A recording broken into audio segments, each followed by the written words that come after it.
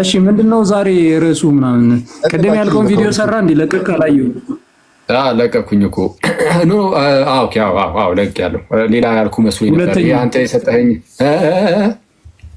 ሁለተኛው ነው ማለት ነው። ይሄ ታሱ ላይ መጽሐፉ እሱ ላይ እሱን ነገ እንሰራለን። ነገ እሰራለሁ። ዛሬ ቅዱስ መስቀል ማማተብ ላይ ነበረ የሰራሁትና ከሱ ጋር በተያያዘ ምን በሱ ላይ ነው ዛሬ ምን የምናወራው? እሱ ላይ ትንሽ ነገር እንበልና ከዛ በፊት ግን ከመሐመድ ጂኒኦሎጂ ጋር የዘር ሐረግ ጋር በተያያዘ ትንሽ ነገር ልበልና ኖርማል ጠቅለል ያለ ነገር ብቻ እና አንድ ነገር አሳውቃችኋለሁ። ዘን ወደ በመስቀል ምልክት ስለማማተብ ሄደን ጥያቄ ያለው ሰው ካለ ደግሞ እንቀበላለን ማለት ነው። ኦኬ እንደዛ እናድርግ። እሺ የምናገርበትን ለእኛም ለአድማጮች የምንሰማበትን እግዚአብሔር አምላክ እዝነ ልቦናችንን ይክፈትልን። ወደ ትምህርቱ አሜን አሜን። ወንድማችን አንተ እርጉም ቅኔ ግን አለው አይደል? ለእኛም ለአድማጮች ሲል ቅኔ አለው። ይሄ ሰምና ወርቅ አለው። አይ ለእኛም ለአድማጮች ነገርም አለው። ቀጥልሽ ያቀሳስራል እንዴ? እሺ ኦኬ እንግዲህ እሺ በነገራችን ላይ እንትን ማነው መምህር ፍቅረ ማርያም አለ እንዴ? ይመጣሉ። እስቲ አረ ነው የሚመጡ ከሆነ እንጃ።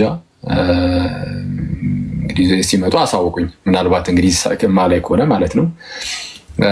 ባለፈው ትንሽ ተፈጠረው አንድ ባባት መምህር ፍቅረ ማርያም ስትል ምንድነው የላሊበላው ነው? የምን አልከኝ? ይባ ላሊበላው ነው ወይ? ላሊበላ አንተ አረበ ቅዱስ ሚካኤል ፍታ። እነዛኛው ሰው እሳቸው መምህር ናቸው እንዴ? ግን እሱ መምህር ነው? አሮ ነው መምህር እኮ አይመስለኝም። እስኪ ማስረጃው ነው ታለሙን በብላ አረ እሱ አይደለም። ቆይ አንዴ አንተሽ እንትን የሆነ አንድ ያየነው ቪዲዮ ነበር። ሌላ ከሌላ ሀገር እንትን ያለ ሌላ እንትን ነው። ሌላ ወንድማችን ነው። መምህር ይሁን አይሁን እርግጠኛ አይደለሁም፣ ግን አንድ የተወደደ ወንድማችን አለ። ሌላ የሆነ ነገር የሚያውቀው ነገር ስላለ ነው። ዩባ ያኔ ያልኩት እንትን ባለፈው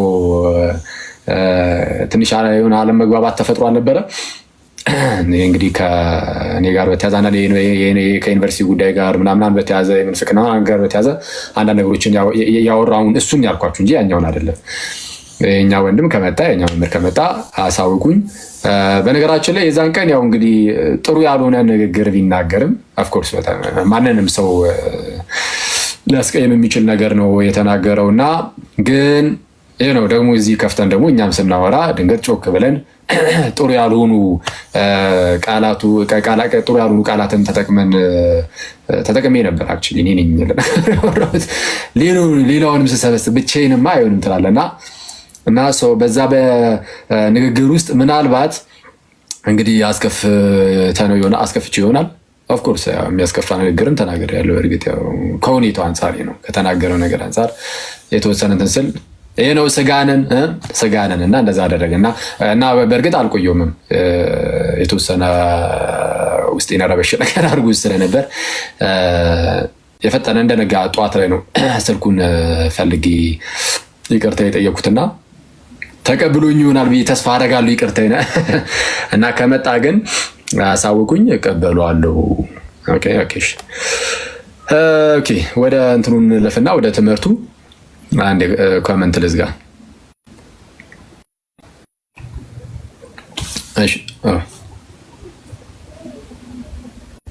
ምንድነው? ኦኬ እንዳይቃጠልባክ ቀስ እያልኩ አደረግነው። አንተ ስዘጋ ነው የከፈትኩት ማለት ነው። እሺ በቅዱስ መስቀል ምልክት ከማማተብ ጋር በተያያዘ እሱ ላይ የተወሰነ ነገር ከማለቴ በፊት እንግዲህ በእስልምና ውስጥ ነቢይ ተብሎ ስለሚታመነው መሐመድ የዘር ሐረግ ጋር በተያያዘ ትንሽ ነገር ልበል። ከዚህ ቀደም በነበረ አንድ ቪዲዮ ላይ አንድ ሙስሊም ወንድማችን እንደው በመጽሐፍ ቅዱስ ላይ መሐመድ ተጽፏል ወይም ደግሞ መጽሐፍ ቅዱስ ስለ መሐመድ ይናገራል የሚል ነገር አስቀምጦ ነበረ። ዋናው ሐሳብ እሱ ነው።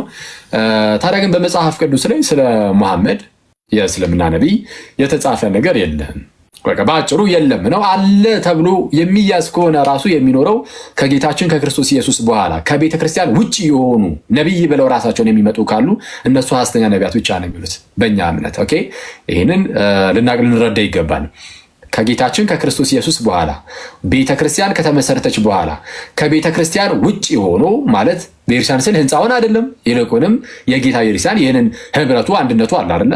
ያ ጉባኤ ከዚህ ጉባኤ ውጭ ሆኖ እኔ ነብይ ነኝ ካለ ከጉባኤ ውጭ ከሆነ ከአካል ውጭ ከሆነ በአካል ውስጥ ያሉ ብልቶች አሉ። ለእያንዳንዱ ብልቶች ጌታ መንፈስ ቅዱስ ለእያንዳንዳቸው ጸጋን ይሰጣል። ግን ከዚህ አካል ውጭ ሆኖ ራሱን ከአካል ውጭ ያለ ግን ህይወት ያለው ብልት አድርጎ ካየ ከአካል ውጭ ከኢየሱስ ውጭ ህይወት አለ ብሎ የሚሰብክ አደገኛ ሐሰተኛ ነብይ ብቻ ነው የሚሆነው። መሐመድ ደግሞ ጭራሹኑ ከክርስትና ትምህርት ከክርስቲያን ትምህርት በጣም ፍጹም የራቀ ከእግዚአብሔር ትምህርት ፍጹም የራቀ ሰው ነው። እናውቀዋለን፣ እንረዳዋለን። እንግዲህ ለኤርሲያን አንድ ጊዜ የተሰጠ ሃይማኖት አለ፣ ከዛ በጣም ይወጣ ነው።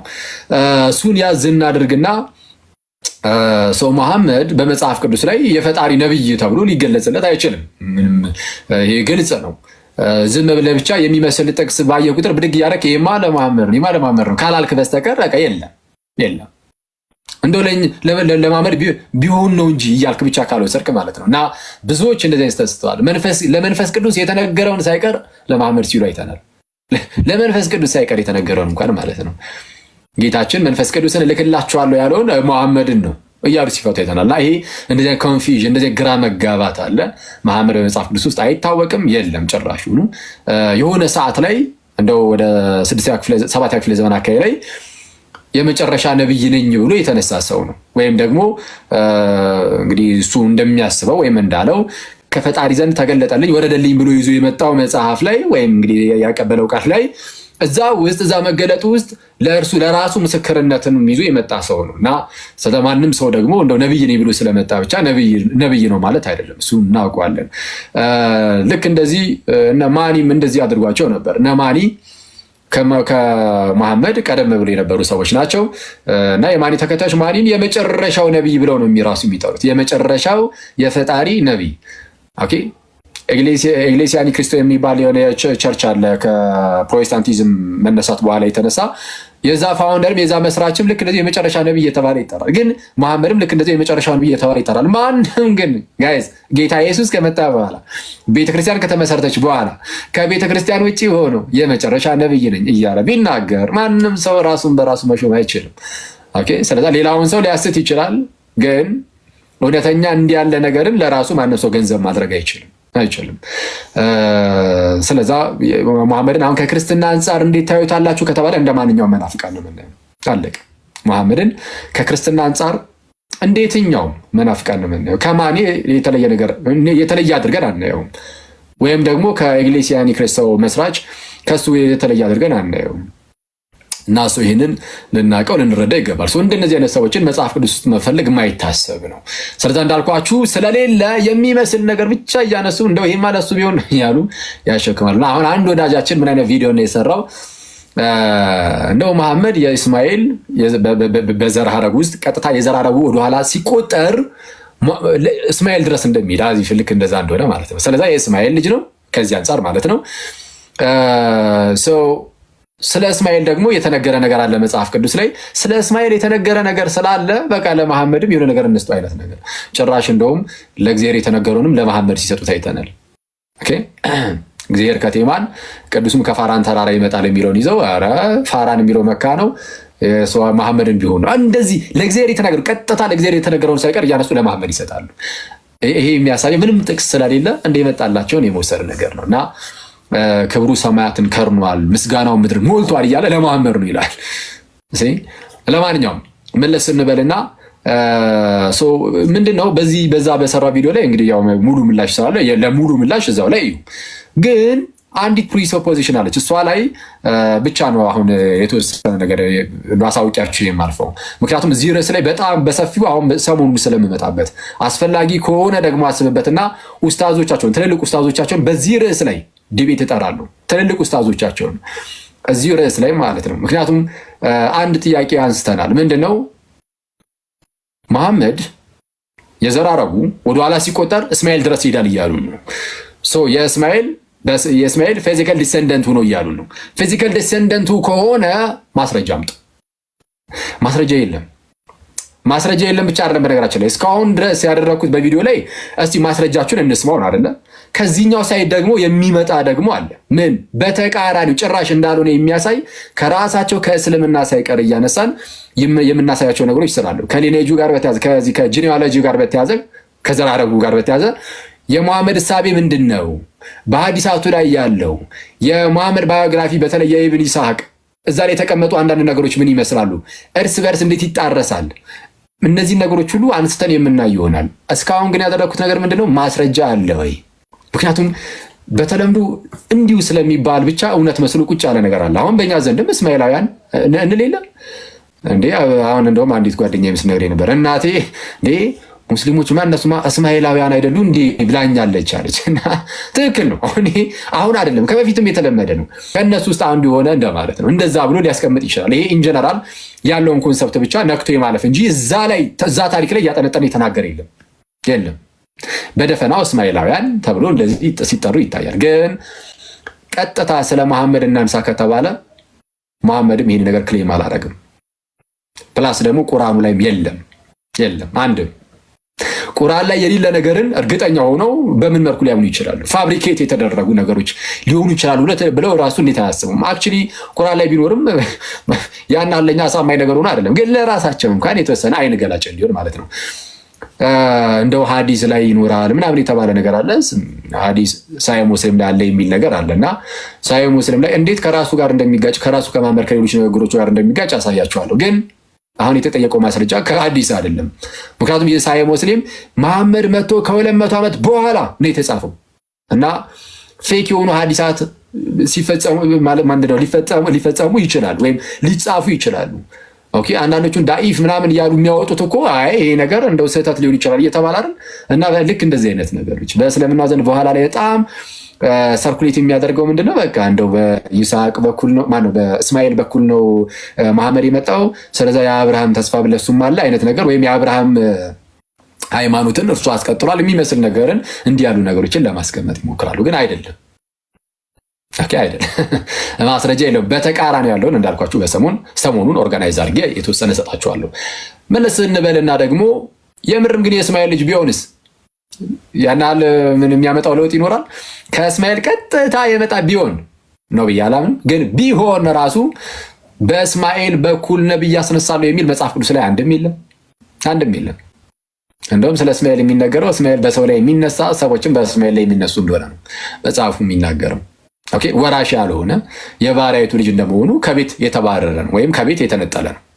ለብቻው ህዝብ አድርጎታል እግዚአብሔር። የዛኑ ሰዓት ያንን ቃሉን ፈጽሞለታል። 12 ታላላቅ አለቆች ከእርሱ ተወለዱ ዘንድ ታላቅ ህዝብ አደረገው። ከዛ በኋላ ምን እንደተፈጠረ አናውቅም። በዛ ደረጃ አንዳንድ አርኪኦሎጂዎች አሉ ከተለያዩ ነገሮች ጋር በተያዘ እስማኤላይትስ እንዴት ነው ወዴት ሙቭ አድርገዋል ምናምን ኢቨን ከራሱ ከመካ ጋር በተያዘ መካ የሚባል ጨራሹ እንደው የለም የሚል አርኪኦሎጂካል ኤቪደንሶች አሉ አንዳንድ እና እሱንና መሰል ነገሮችን የምናይ ይሆናል። እና ዋናው ማወቅ ያለብን ግን ከእስማኤል ዘር ቀጥታ የመጣ ቢሆን ራሱ መጽሐፍ ቅዱሳችን በእስማኤል በኩል ነብይ ይነሳል የሚል የለም።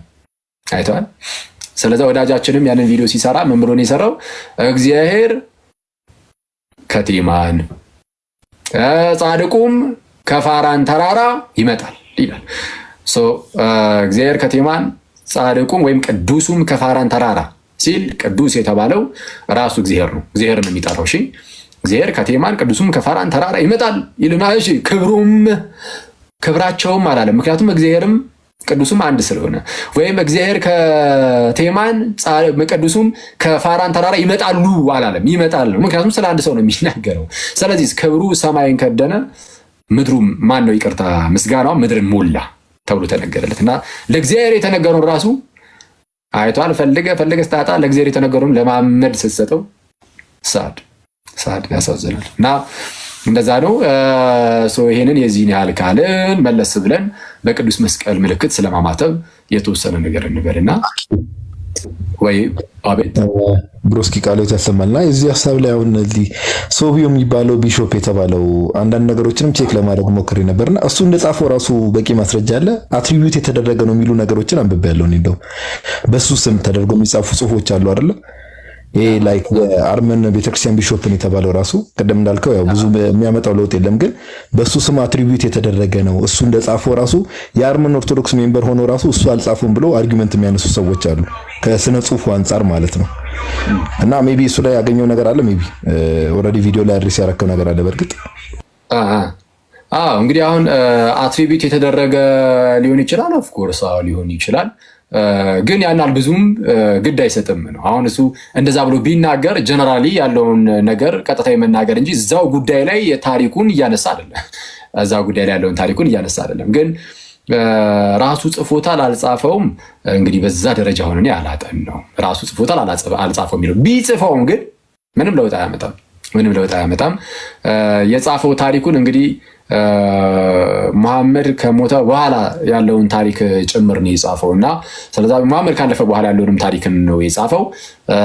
ሰው ሲጽፍ ከእስማኤል ልጆች ብሎ ቢቆጥረው ወይም ቢናገርለት ጀነራል ያለውን ነገር እንጂ እየጻፈ ያለው ታሪክ ስለ መሐመድ አይደለም። እየጻፈ ያለው ታሪክ ስለ መሐመድ የዘር ሐረግ አይደለም። እየጻፈ ያለው ታሪክ ያ ታሪክ የመሐመድ የዘር ሐረግ ታሪክ የተጻፈበት አይደለም። ስለ እስማኤላውያን እንኳን ታሪክ የተጻፈበትም አይደለም። እስማኤላውያን ተብሎ የተጠሩ እነዚህ የአረቡ አካባቢ ሰዎች ወይም ሙስሊሞች እነሱ ያደረጉትን ጦርነት ወይም ያደረጉትን ነገር ተነክቶ ያለፈ ብቻ ነው ያ ክፍል እና ምንም ይሄ ማስረጃ የሚሆን ነገር አይደለም። ኦኬ ሶ ያን ግን እስቲ እናጣራዋለን። እስቲ አንተም የተወሰነ ነገር አጣራ። እሺ ጀስት መግቢያ ላይም በለው ገና እንዳልከው እዚህ ቻፕተር 30 መግቢያው ላይ ራሱ ላይክ ገና ከላዩ ላይ ማለት ነው ዲቴል እንዳልኩ ውስጥ ገብቻ አላነበብኩም፣ ግን መሐመድ ኤንድ ዘ ቺልድረን ኦፍ ኢስማኤልስ ነው የሚለው ላይክ ሰፓሬት አድርጎ ነው ራሱ መግቢያ ላይ ራሱ ሲጽፈው ራሱ መሐመድና እና የእስማኤል ልጆች አይነት ነገር መግቢያ የሚለው። እስቲ ኤኒዌይስ ብዙ ማተር የሚያደርግ ነገር ስለሆነ ቀጥሎ ወደ ቶፒኩ በቃ እሺ ኦኬ ሶ ስለዛ ይሄንን በጣም በሰፊው እንዳልኳችሁ በጣም ዌል ኦርጋናይዝድ በሆነ መልኩ ይሄ ከነሱ ማስረጃ ተጠይቆ በቃ የለም ያየነው ይሄንን ስለሆነ ማስረጃ እንደሌላ አይተናል። በዚህኛው ሳይድ ግን እንዳልሆነ የሚያሳዩ ነገሮችን ግን በጣም በርካታ ነገሮችን ከራሳቸው ከእስልምና መዛግብት ውስጥ ግን ለማሳየት ደግሞ እንሞክራለን። ሰው ወደ ምን እንለፍ? በቅዱስ መስቀል ምልክት ስለማማተብ እንግዲህ በቅዱስ መስቀል ምልክት ከማማተብ ጋር ተያይዞ የተለያዩ ነገሮች ይነሳሉ። ምንድነው አንዴ ሁሉንም ፕሮቴስታንቶች ማለታችን አይደለም። በነገራችን ላይ እዚህ ላይ መጠንቀቅ ያለብን ሁሉም ፕሮቴስታንት እንደዛ ነው ማለት አይደለም። ከፕሮቴስታንቶችም ለምሳሌ ሉትራኖች ያማትባሉ፣ ራሱ በቅዱስ መስቀል ምልክት ያማትባሉ። የፕሮቴስታንቲዝም መስራች ማነው? የሉትራን መስራች ማርቲን ሉተር በቅዱስ መስቀል ራሳችሁን ባርኩ የሚል ቃልንም ስለሚናገር በአብ ወልድ መንፈስ ቅዱስ እያላችሁ ሰው ይህንን ተግባራዊ ያደርጉታል። እንግዲህ አትሊስት ኮንዘርቫቲቭ ሉትራኖች ይህን ያደርጋሉ እንጂ አሁን አዳዲሶቹ እንግዲህ ይህን ነገር ካልተውት ማለት ነው። አሁን ከቅዱስ መስቀል ጋር በተያያዘ በጣም ልናስተውል የሚገባው ነገር ምንድነው? ክርስትና በራሱ በክርስትና ውስጥ የሚደረጉ የተለያዩ ድርጊቶች ወይም ትምህርቶችም ሊሆን ይችላል። እያንዳንዱ ነገር እንደው በመጽሐፍ ቅዱስ ላይ ተጽፏል የሚለው ምንም ማስረጃ የሌለው ትምህርት ነው። ልክ አሁን ቅድም እስልምና ላይ መሐመድ የቀጥታ የራሱ የእስማኤል የዘር ሐረግ ነው እና መሐመድ በመጽሐፍ ቅዱስ ላይ ተነግሮለታል የሚል ምንም ማስረጃ የማይገኝለት የእስልምናን ትምህርት አይተን ነበር አይደል? በፕሮቴስታንት ደግሞ እያንዳንዱ ነገር እንደው መጽሐፍ አለበት፣ እንደው ከተጻፈው ውጪ ምንም ልንቀበል የሚገባው ነገር የለም የሚል እንደዚህ አይነት ሐሳብ ደግሞ አለ። ይሄም ምንም ማስረጃ የሌለው የፕሮቴስታንቶች ትምህርት ነው። ይሄኛው ምንም ማስረጃ የሌለው የፕሮቴስታንቶች ደግሞ ትምህርት ነው። ቅዱስ ጳውሎስ ሲናገር ይሄንን ለምን እንዳነሳው ነግራችኋለሁ። በቅዱስ መስቀል ከማማተብ ጋር ተያይዞ ማለት ነው። አያይዘን አንድ ነገር አሳያችኋለሁ። ቅዱስ ጳውሎስ ሲናገር ምን ይላል? በሁለተኛ ተሰሎንቄ ምዕራፍ 2 ቁጥር 15 ላይ አይ ቲንክ ኦኬ ምን ብሎ ይናገራል? እሺ ከኛ የተማራችሁትን ትምህርት በቃልም ይሁን በጽሁፍ ወይም በመልእክታት የተማራችሁትን ወግ ወይም ትውፊት ወይም ትራዲሽን ማለት ነው ጠብቁ እያለ ይናገራል። ከኛ የተማራችሁትን ምን ትምህርት በምን በቃልም ይሁን በመልእክት የተማራችሁትን ይላል። ቃል በቃል አንበው። ወርዲንግ ራሱ አስፈላጊ ነው እዚህ ላይ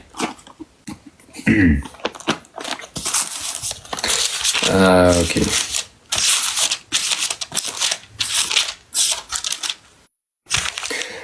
ኦኬ እንዲህ ይላል።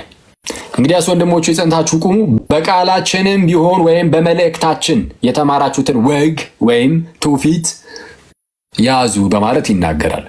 በምን የተማራችሁትን? በቃላችንም ቢሆን ወይም በመልእክቶቻችን። ሰው በመልእክቶች በጽሁፍ ማለት ነው። በመልእክቶች ሲል ምን ማለት ነው? በጽሁፍ እና ደግሞ በቃል ሲል ቀጥታ በቃል ደግሞ የተነገራቸው ነገር ደግሞ ይኖራል። በቃልም የተነገራችሁን በመልእክትም የተነገራችሁን ያዙ፣ ጸንታችሁ ቁሙ አለ። ፕሮቴስታንት ወንድም ይመጣና ኦኬ ተጽፏል፣ እስቲ የተጻፈ ነገር ኦኬ፣ ስለዚህ ጉዳይ ቃል በቃል እንደዚህ ከሌለ በቃል እቀበልም ይላል። አይተዋል። ለአጋንንትም በመስቀል ላይ የተደረገለት ሳይሆን የተደረገበት ነገር ታላቅ ነው።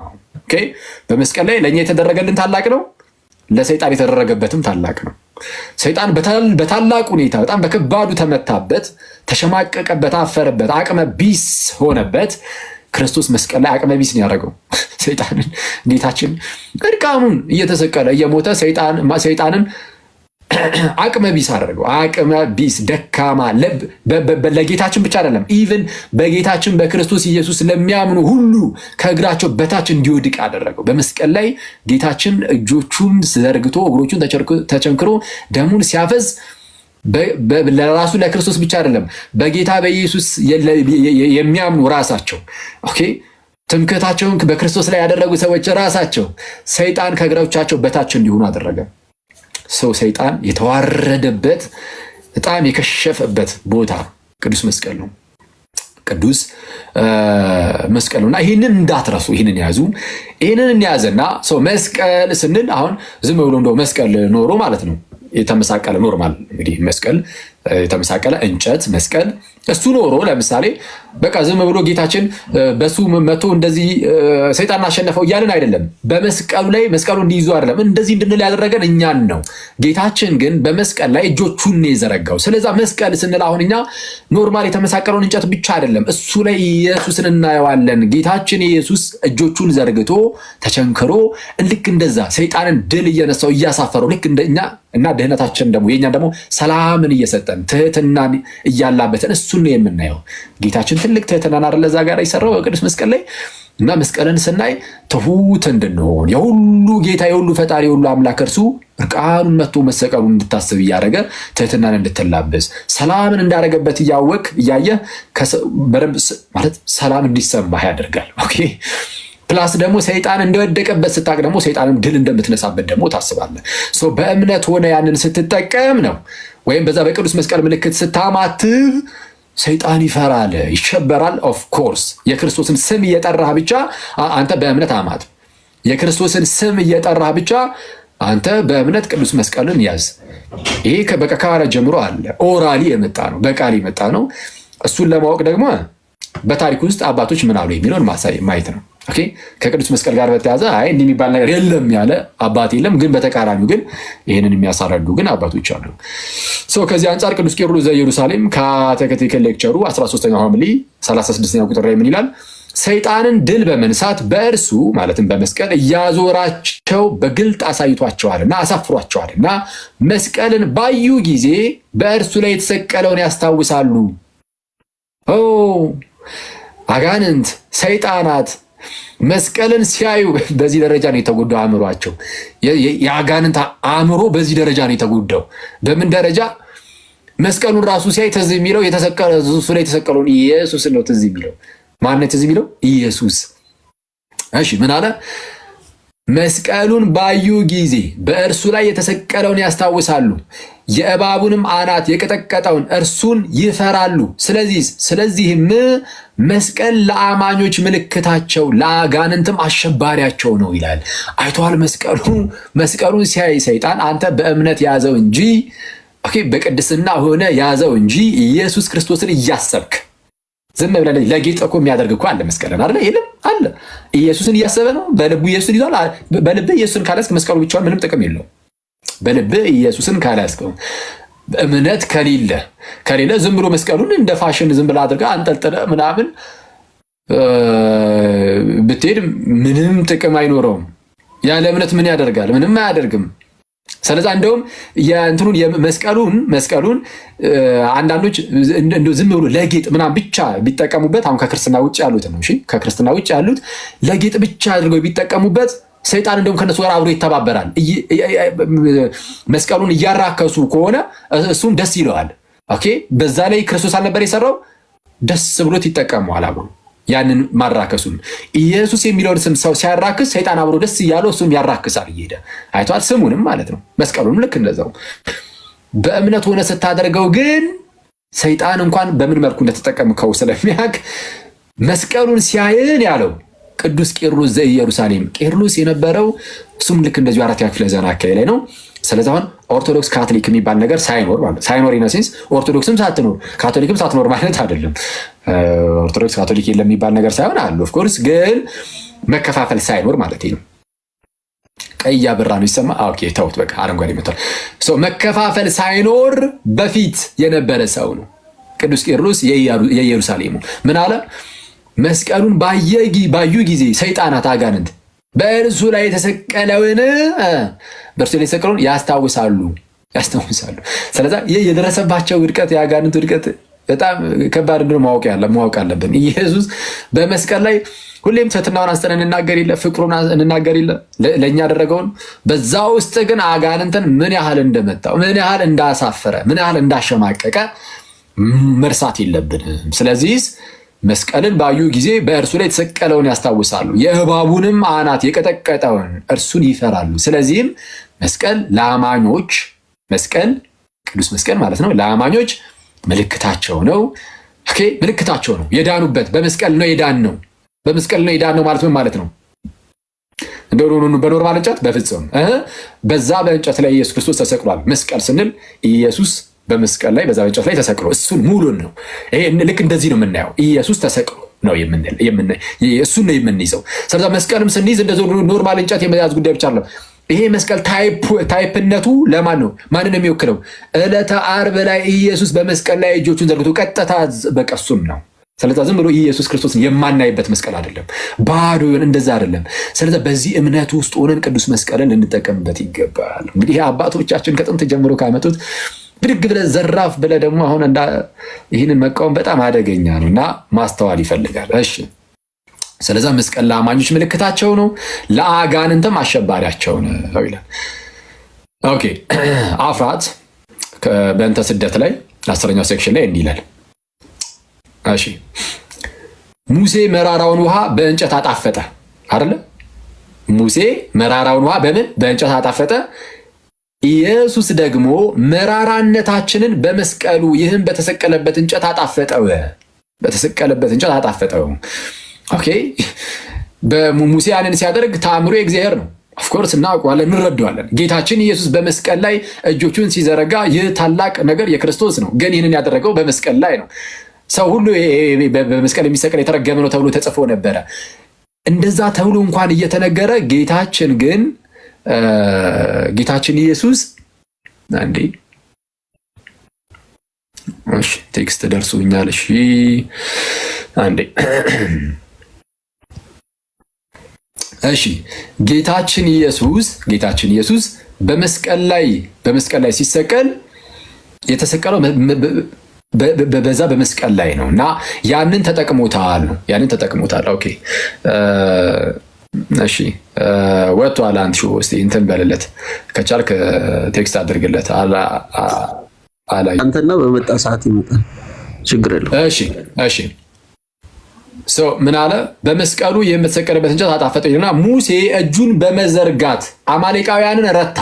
እጁን በመዘርጋት ደግፉኝም እያለ ኦኬ አማሌቃውያንን ረታ። የኛ ጌታ ኢየሱስ በመስቀል ምልክት አጋንንትን ድል ነሳ እያለ ይናገራል። እና የመስቀል ምልክት በኢየሩሳሌም ውስጥ በጣም በተደጋጋሚ የሚነሳ ነገር ነው።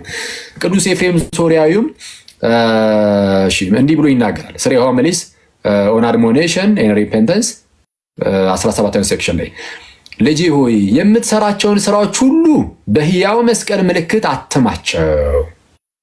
ወይም አማትበ ጀምር። በመስቀል ምልክት ሳታማትብ በፊት የቤትን በር አልፈ አትውጣ። ይሄ በነገራችን ላይ ለፕሮቴስታንቶች እንትን የማለት መልስ የመመለስ ጉዳይ ብቻ አይደለም፣ ለእኛም ጭምር ትምህርት ነው። እንዲህ ዝም ብለን በልማድ ብቻ እንዳናማትብ፣ ይሄ የልማድ ጉዳይ ብቻ ሳይሆን ይልቁንም ይሄ ከጥንትም በኤርሲያን ውስጥ ያለ በጣም መሰረታዊ የሆነ ነገር ነው። ስለዛ ይሄን ልናቅ ልንረዳ ይገባልና ለእኛም እንዲሆነ ነው። ምን አለ ቅዱስ ኤፍሬም ሶርያዊ ልጄ ሆይ የምትሰራቸውን ስራዎች ሁሉ በሕያው መስቀል ምልክት አትማቸው፣ አማትበ ጀምር። በመስቀል ምልክትም ሳታማትብ በፊት የቤትን በር አልፈ አትውጣ። ስትበላም ይሁን ስትጠጣ፣ ስተኛም ይሁን ስትራመድ፣ በቤት ውስጥም ሆነ ይሁን ወይም በመንገድ ላይ ወይም ስራ በመፍታትም ጊዜ ቢሆን ይህንን ምልክት የመስቀል ምልክት ማለት ነው አትተው። እንደ እርሱ ያለ ጠባቂ የለም። በስራዎች ሁሉ ፊት እንደ ግድግዳ ከለላ ይሆንልሃል። አጥብቀውም ይይዙት ዘንድ ይህንን ለልጆች አስተምር ይላል። ምን ይል ዘንድ? አጥብቀህ አስተምራቸው። ምን ይሉት ዘንድ? አጥብቀው ይይዙት ዘንድ። በዛው ሰዓት ደግሞ ተነሳ። የክርስቶስን ስም እየጠራበት በቅዱስ መስቀል ምልክት አጋንንት ያደረበት ሰው ላይ ማማተብ ጀመረ። ሲያማተብ ቅዱስ እንጦንስ ሕይወቱ የሚገርም ነው። ለክርስቶስ የተሰጠ ሰው፣ ለጌታችን የተሰጠ ባይዘዌ ቅዱስ እንጦንስ ማለት ሀብት የነበረው ሰው ነው። ቤተሰቦቹ ባለጸጋ ናቸው። ከእህቱ ጋር ይኖር ነበረ። ታናሽ እህት አለችው።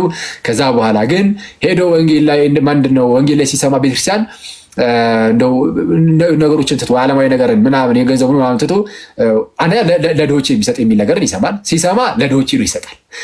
ደግሞ እሱን ትቶ ደግሞ የሚከተለኝ ለነገ አታስቡ የሚል ነገርን ሲያይ ለእህቱ ያስቀረውን እንኳን እየሰጠ ለሌሎች ለድሆች እየሰጠ እህቱን ከሌላ ሰው ጋር አድርጎ እሱ የሆነ በህይወት የተሻሉ ሰዎችን ሁሉ እየፈለገ በህይወት የሆነ ጥሩ ህይወት ያላቸው ወደ ክርስቶስ የቀረቡ ሰዎች ሲኖሩ አያመልጠውም። ቅዱስ እንጦንስ ይሄዳል። በጣም እንጦንስን ከጠቀሙት ነገሮች ውስጥ አንዱ ይሄ ነው። እሱ በነበረበት ሰዓት እንደው የመንፈስ ፍሬ የሚታይባቸው ሰዎች ሲኖሩ ሄዶ ቁጭ ብሎ እነሱ ስር ይውላል። እነሱ የሚያደርጉትን ነገር ያያል፣ ከነሱ ይሰማል፣ ይማራል። እና የሆነ ሰው የሆነ ኳሊቲ ይኖራል እንደምታውቁት፣ የሆነ ሰው ደግሞ የሆነ ኳሊቲ በደንብ ይኖረው ይሆናል እና የሁሉንም ያያል። እና ቅዱስ እንጦንስ ቀስ በቀስ በህይወት ውስጥ በጣም እየዳበረ የመጣው ብዙ ኳሊቲዎች ኦልሞስት ሁሉም ኳሊቲዎች በህይወት ውስጥ እንዲተገበሩ ማለት ክርስቶስን እየተጸጋ ማለት በጸጋው ይህንን ነገር እያደረገ ከፍ እያለ ያድጋል በቅድስና። ባለፈው ብያችሁ የለ በቅድስና ከፍ ማለት የሚችለው ክርስቲያን ብቻ ነው። በቅድስና ከፍ ማለት የሚችለው ማን ነው? ከክርስቲያን ውጪ የእግዚአብሔርን ጸጋ ከተቀበለ ውጪ በቅድስና ከፍ ማለት የሚችል ማንም የለም።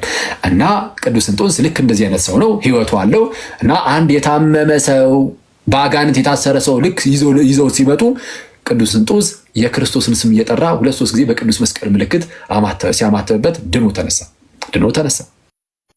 ይህንን የጻፈው ማን ነው? ታላቁ ሊቅ ቅዱስ አትናቴዎስ፣ የኒቅያው ጉባኤ ላይ ሂሮ ጀግና እየተባለ የሚጠራው ሰው ማለት ነው። አርዮሳውያንን ያሳፈረ፣ ቤተክርስቲያንን ከምንፍቅና የጠበቀ እግዚአብሔር በቅዱስ አትናቴዎስ በኩል ያደረገው ተአምር በጣም ታላቅ ተአምር ነው። ዓለምን ከምንፍቅና የማዳን እሺ። አርዮሳውያን በጣም ተፈርቶ ነበር። የአርዮሳውያን ምንፍቅና ይሄ ነገር የት ሊደርስ ነው ተብሎ ተፈርቶ ነበር። ግን እግዚአብሔር አምላክ ቤተክርስቲያን ሁሌም የሚጠብቅ አምላክ ነውና በኤርሲያን ውስጥ ታላቁ ሊቅ ቅዱስ አትናቴዎስን ደግሞ ሲያስነሳል ያለን ሲጠቀምበት መሳሪያው ሲያደርገው የተቀደሰ መሳሪያው ሲያደርገው እናያለን። እና ይህ ሊቅ ነው ይህንን የሚጻፈው። እና ሰው ይሄ ባዕድ ነገር ቢሆን ከኛ ኢማጂን አንድ ጴንጤ ተነስቶ ይሄማ ባዕድ ነገር ነው አክሊል ይላል። ቅዱስ አትናቴዎስ እንደው ባዕድ ቢሆን ይህንን ይጽፋል በጌታ። እንደው ባዕድ የሆነና ያልሆነን እንኳን አትናቴዎስ አያውቅም። የባዕድ አምልኮ ውስጥ ያለ ነገርን እና በክርስትና ውስጥ ያለ ነገርን ያ ታላቅ ሊቅ ቅዱስ አትናቴዎስ አያውቅም። አንተ ግን ታውቃለህ በለጠ። ቅዱስ አትናቴዎስ ግን አያውቅም። እና በጣም አደገኛ ትምክህት። እኔ የአባቶችን ትምህርት ሲነገረው የአባቶችን ትምህርት እሱ ትክክል አይደለም እኔን የማውቀው የሚል ሰው በተለይ በስፋት የተነገረ ከሆነ ማለት ነው። በብዙ አባቶች የተነገረው ነው ሁሉም አባቶች ተሳስተዋል እኔ ብቻ ነኝ ትክክል ብሎ የሚመጣ ሰው በጣም ይሄ አደገኛ ድንቁርና ነው የሚሆንብን። እሺ ኦኬ። ተጨማሪ ቅዱስ ቄርሎስ አሁንም የኢየሩሳሌሙ እዛው ካቴኬቲክ ሌክቸሩ 13ኛው ሐመሌ ላይ ቁጥር 3 ላይ እንዲህ ይላል። ይሄ በጣም መወድለት አገላለጽ ነው። የቅዱስ ቄርሎስ በጣም ወደለት አገላለጽ በዓለም ውስጥ ይላል ብዙዎች ተሰቅለው አልፈዋል። በዓለም ውስጥ ማለት ብዙዎች ተሰቅለዋል ኦፍ ኮርስ ማለት አብዛኞቹ ወይ ለመቀጣት ሊሆን ይችላል በአንድም በሌላ ምክንያት ምን ብሏል ተሰቅለው አልፈዋል። ከጌታችን ኢየሱስ በፊት በርካታ የተሰቀሉ ሰዎች ይሉ አሁንስ ምናልባት የተሰቀሉ ሰዎችን አናቅም ከክርስቶስ በኋላም ቢሆን ማለት ነው። በዓለማችን ላይ ተሰቅለው ያለፉ በጣም በርካታ ሰዎች አሉ እና ምን ኦኬ እሺ ተሰቅለው ያለፉ አሉ እና ምን ቅዱስ ቄርሎስ ቀጠል ያደርግና እንደዚህ ይላል ሰይጣን ግን በአንዳቸውም እንኳን የደነገጠ አይደለም ማለት ተነስተ በተሰቀለ ሰይጣን ምንም አይደለም እንደው ደስ ነው የሚለው ይስቃል ኦኬ አንድ ሰው ሲሰቀል ራሱን ሲያጠፋ ወይም ደግሞ በሌላ ምክንያትም ሲሰቀል ሊሆን ይችላል በስተቱ ከሆነ በቀደም ይስቃል ሰይጣን ሊስቅበት ብቻ ነው የሚችለው ምንም የሚደነግጥበት ምክንያትም የለም ኦኬ እና ምን ኦኬ የተሰቀለ ሰው አለ እና ደግሞ ሰይጣን እሺ በእነሱ በመሰቀላቸው አልደነገጠም ሰዋት ምንድነው ታዲያ ይቀጥልና ቅዱስ ቄርሎስ እንደዚህ ይላል ታዲያ ግን እሺ ስለኛ የተሰቀለውን ኢየሱስን የክርስቶስን የመስቀሉን ምልክት እንኳን ገና ሲያይንቀጠቀጣል አንተ ተሰቀለ ሰይጣን አይደነግጥም ኢየሱስ ግን ሲሰቀል ብቻ አይደለም አሁን ራሱ የተሰቀለበትን ምልክቱን ራሱ የመስቀሉ ምልክት ሲያይ ራሱ ይደነግጣል በዚህ ደረጃ ነው የክርስቶስ መሰቀል ሰይጣንን ያንበረከከው ሰይጣንን አፈር ውስጥ የከተተው በዚህ ደረጃ ነው አፈር ውስጥ ስለዚህ ሰይጣን በዚህ ደረጃ አፈር ውስጥ ገብቷል አንተን ሊያገኝ የሚችለው ሰይጣን አፈር ውስጥ ሄደህ ስትገኝ ብቻ ነው አፈር ውስጥ ሄደህ ካልተገኘ በተአምር ሰይጣን አንተ ጋር አይደርስም ሁሌም ከእግር በታችን ነው ሁሌም ከእግራችን በታችን ነው ልክ ዘፍጥረት ምዕራፍ 3 ላይ እንደተነገረው ማለት ነው እባብን ሲረግመው ምን ብሎ ይረገመው በልብ የምትሳብ ሁን አይደል ያለው ስለዚህ ምናልባት ከዛ በፊት እባብ ኖርማል ቆሞ የሚሄድ ይችላል ማለት ነው እና እንደዛ የምትሳብ ሁን ይለውና የምድርን ማፈር ትበላለህ ይለዋል ኦኬ የምድርን ማፈር ትበላለህ ይሄ ጅማሬው ለራሱ ለእባብ ነው ፍጻሜው ግን ለዲያብሎስ ነው ጋይስ ጅማሬው ይርግማን ለራሱ ለእባቡ ነው በቃ የሚሳብ ሆነ አፈር የምድርን አፈር ይበላል ፍጻሜው ግን ምንድነው አናትን ይቀጠቅጣል ዘሩ አናትን ይቀጠቅጣል ተብሎ ይለ ዘሯ የተባለው የእመቤታችን ዘር የሴቲቱ ዘር ኢየሱስ ነው አናቱን የሚቀጠቅጠው በመስቀል ላይ ነው ማንን በእባብ ውስጥ አድሮ ያሰራውን ያን ዲያብሎስን ስለዚህ ፍጻሜው ለዲያብሎስ ይሆናል ስለዚህ ዲያብሎስ አፈር ለአፈር የሚርመሰመስ ብቻ ይሆናል አፈር ሊትራሊ አፈር ማለት እንዳልሆነ ተረዱታላችሁ ግን የወደቀ ነው በኃጢአት የቆሸሸ ነገሮቹ ጋር ምናምን ብቻ የሚርመሰመስ ይሆናል ስለዚህ አንተ ምን የምድር አፈርም ትበላለህ አይደል ያለው ሰው አንተ ዝቅ ብለህ የምድር አፈር ውስጥ ስትቀላቀል እኛ እንደዛ ስንሆን በኃጢአት በጣም ስንወድቅ ያኔ ሰይጣን አንተ ጋር ሊመጣብህ ይችላል አይቷል ወይም ደግሞ ሰይጣን አታክ ሊያደርግ ይችላል ሰይጣን ሊጠልህ ይችላል ከዛ ውጪ ግን ክርስቲያን ጸጋውን የተቀበለ ክርስቲያን ከፍ ብሎ የሚበር ነው ምድር ለምድር የሚርመሰመስ ሳይሆን አፈር ውስጥ የሚገባ ሳይሆን ያ የተቀበለው ጸጋ ክንፍ ነው ከዛ ከምድር አፈር ከፍ አድርጎ የሚያበረው ነው አፈር ሊትራሊ አፈር ብላችሁ እንዳታስቡ አፈሩን ስትዝቁት ሰይጣን አብሮ ዛፈር ውስጥ አለ ማለት አይደለም ግን በህይወታችን የመውደቅ ዝቅ ማለት ነው እና ሰው ከፍ ማለትም አዋፋት እንደው ከሰይጣን ከፍ ብሏል ማለት አይደለም ሰይጣን እዚህ ከፍ ያለ ቦታዎች ላይ እንደዚህ አይነት ቦታዎች ላይ የለም ማለት አይደለም ኦፍ ኮርስ ዛና ይኖራል በቅድስና ህይወት ግን ወይም በህይወታችን ግን ክርስቶስን በመምሰል ጸጋውን ተጠቅመን በጸጋው ከፍ ብለን ስንበር ሰይጣን ሁሌም ከእግራችን በታች ይሆናል እንደዛ ነውና በመስቀል ላይ የተደረገው ይሄ ነው ስለዚህ በዚህ ደረጃ አፈር ከደሜ ስለሆነ ያበላው ምንድነው ሌላ ሰው ሲሰቀል ሰይጣን ላይፈራ ይችላል አይፈራም በቃ ግልጽ ነው ክርስቶስ ግን የተሰቀለበትን የመስቀሉን ምልክት እንኳን ሲያይ ሰይጣን ይንቀጠቀጣል ለምን ምን ብሎ ነበር ከፍ ብሎ በመስቀል ላይ የሰራውን ያን ክርስቶስ ኢየሱስን ያስበዋል ነው ባጭ ኢየሱስን ያስታውሳልና ኦኬ አሁን እዛው ቁጥር 36 ላይ እንዲህ ይላል ራሱ ቅዱስ ቄርሎስ ማለት ነው ቁጥር 36 ላይ በጣቶቻችንም በግልጥ በማማተብ መስቀል ምልክታችን ይሁን በማናቸውም ነገሮቻችን ላይ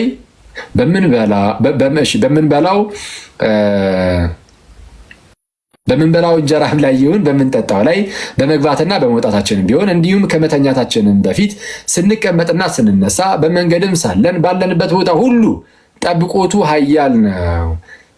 በዚህ ሁሉ ቦታ እናማትብ ነው። ኦኬ በጣቶቻችንም በግልጥ በማማተብ መስቀል ምልክታችን ይሁን። ይህንን ቅዱስ ኤፍሬም ሶርያዊም እንደተናገረ አሳይቻችኋለሁ። ራሱን ይደግመዋል። ራሱን ደግሞ ከነዚህ ከሁለቱም በፊት የነበረው ከኒቅያ ጉባኤ በፊት የነበረው ተርቱሊያንም ይናገረዋል። በኤርሳሌም ምን ያህል በቃ ወጥ የሆነ ነገር እንዳለ እንድታውቁት ነው። ግን እዚህ ጋር ምን አለ ቅዱስ ቄርሎስ? በጣቶቻችንም በግልጥ በማማተብ መስቀል ምልክታችን ይሁን። በማናቸውም ነገሮቻችን ላይ በምንበላው እንጀራም ላይ ይሁን በምንጠጣውም ላይ በመግባትና በመውጣታችን ቢሆን እንዲሁም ከመተኛታችንም በፊት ስንቀመጥና ስንነሳ በመንገድም ሳለን ባለንበት ቦታ ሁሉ ጠብቆቱ ኃያል ነው። ለድሆች ያለ ዋጋ ለታመሙትም ያለ ፍጋት ነው። ጸጋው ከእግዚአብሔር ነው። ይህን ባይዜ ቀጥታ ይናገረዋል እዚህ ክፍል ላይ ጸጋው ከእግዚአብሔር ነው። ጸጋው ከማን? ከእግዚአብሔር ነው። መስቀል ለአማኞች ምልክት፣ ለሰይጣን አሸባሪ ነው ብሎ እዚህ ላይ ያስቀምጧል ማለት ነው። እሺ እንደዚህ የሚቀለድባቸውና የማይቀለድባቸው ነገሮች አሉ። ስለዛ ለምሳሌ ላትቀበል ትችላለህ አይደል? ምናልባት ቃል በቃል ጽሁፉ ላይ ስለሌለ ልትል ትችላለህ። ካልክ በቃ ጥንቃቄ አሁን በተለይ ከጥንት ጀምሮ ካለ ጥናት ታደርግበታለህ። ዝም ትልና ብለህ ጥናት ማድረግ ከመቀለድ በፊት እንደዚህ ነገር ላይ ሞክ ከማድረግ በፊት ማለት ነው። እና ይህንን ልናቅ ልንረዳ ይገባል። ከዛ ውጭ ግን ራሱ የፕሮቴስታንቲዝም አባት ማርቲን ሉተርም ሲነሳ በቅዱስ መስቀል ምልክት በአብ ወወልድ ወመንፈስ ቅዱስ ስም እያላችሁ ጸልዩ፣ ራሳችሁን ባረኩ እያለ ይናገራል። በምን? በቅዱስ መስቀል ምልክት። ቀስታንዲ ቃል በቃል አንብብላችሁ ከራሱ መጽሐፍ ላይ ኦኬ።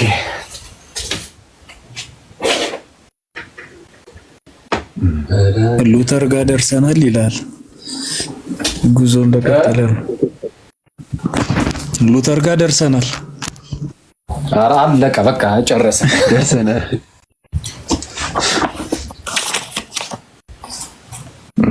እሺ ትንሽ የክርስትና ትምህርት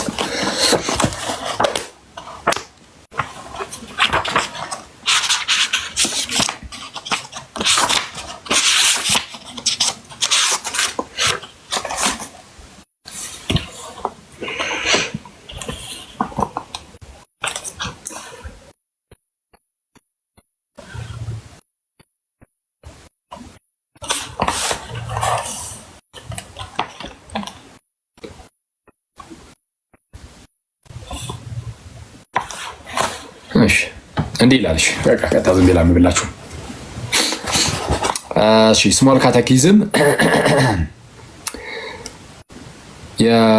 የቤተሰብ መሪ አባላት ተለባጥና የማታ ጸሎት እንዴት ማስተማር እንዳለበት የጠዋት ጸሎቱ ላይ እንዲህ ይላል።